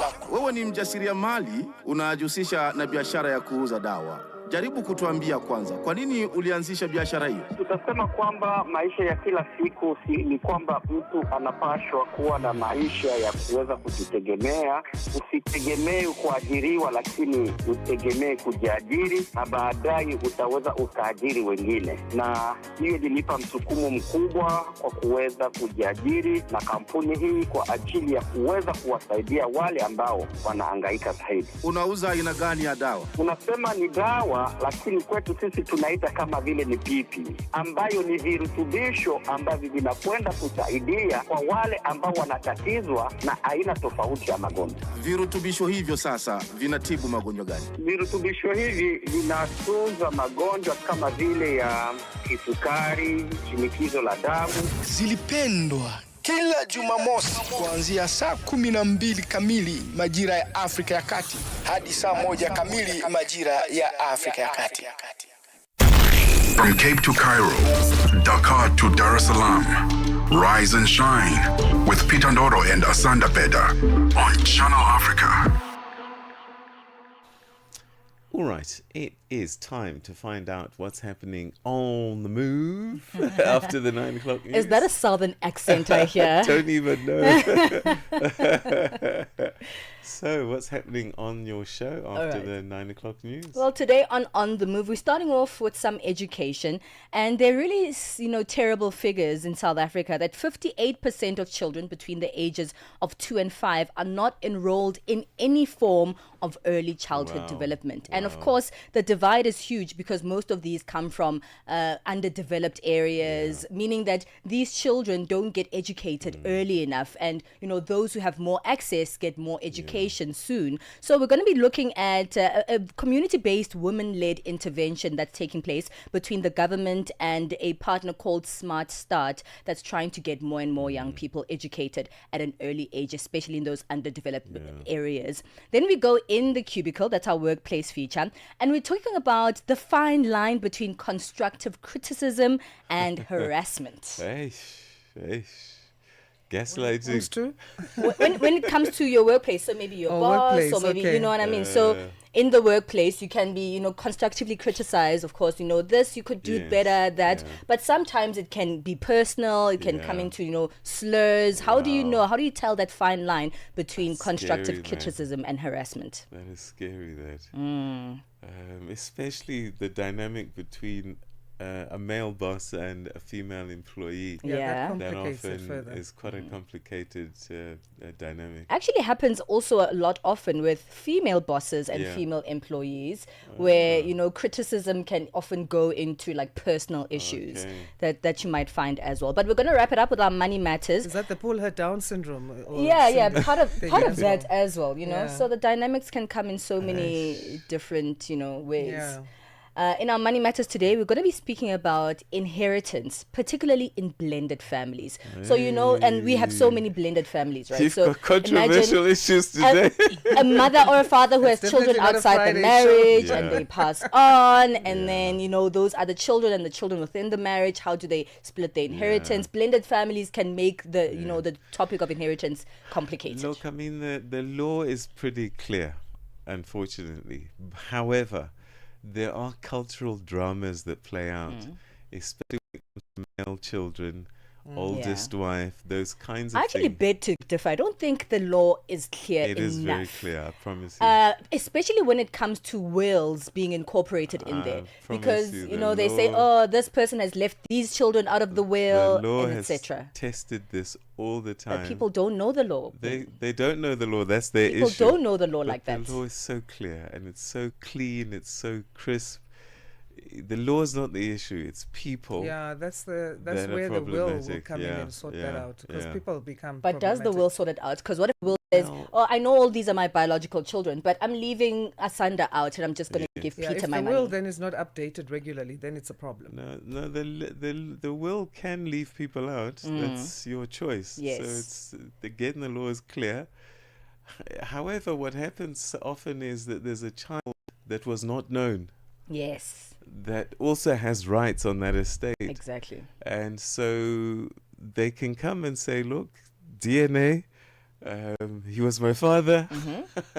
And whether I'm in the will or not, yes. I mean, I'm here. Man. And at the funeral, you see all these kids that look like you. And that happens more often than we actually imagine. Okay, that's coming up on the Move.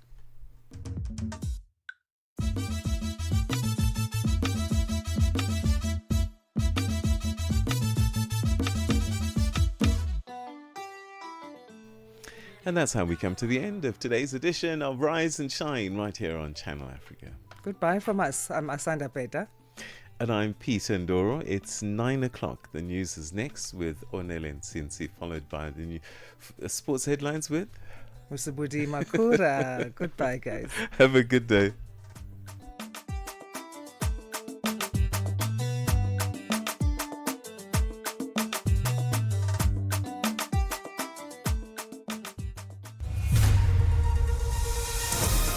SABC News.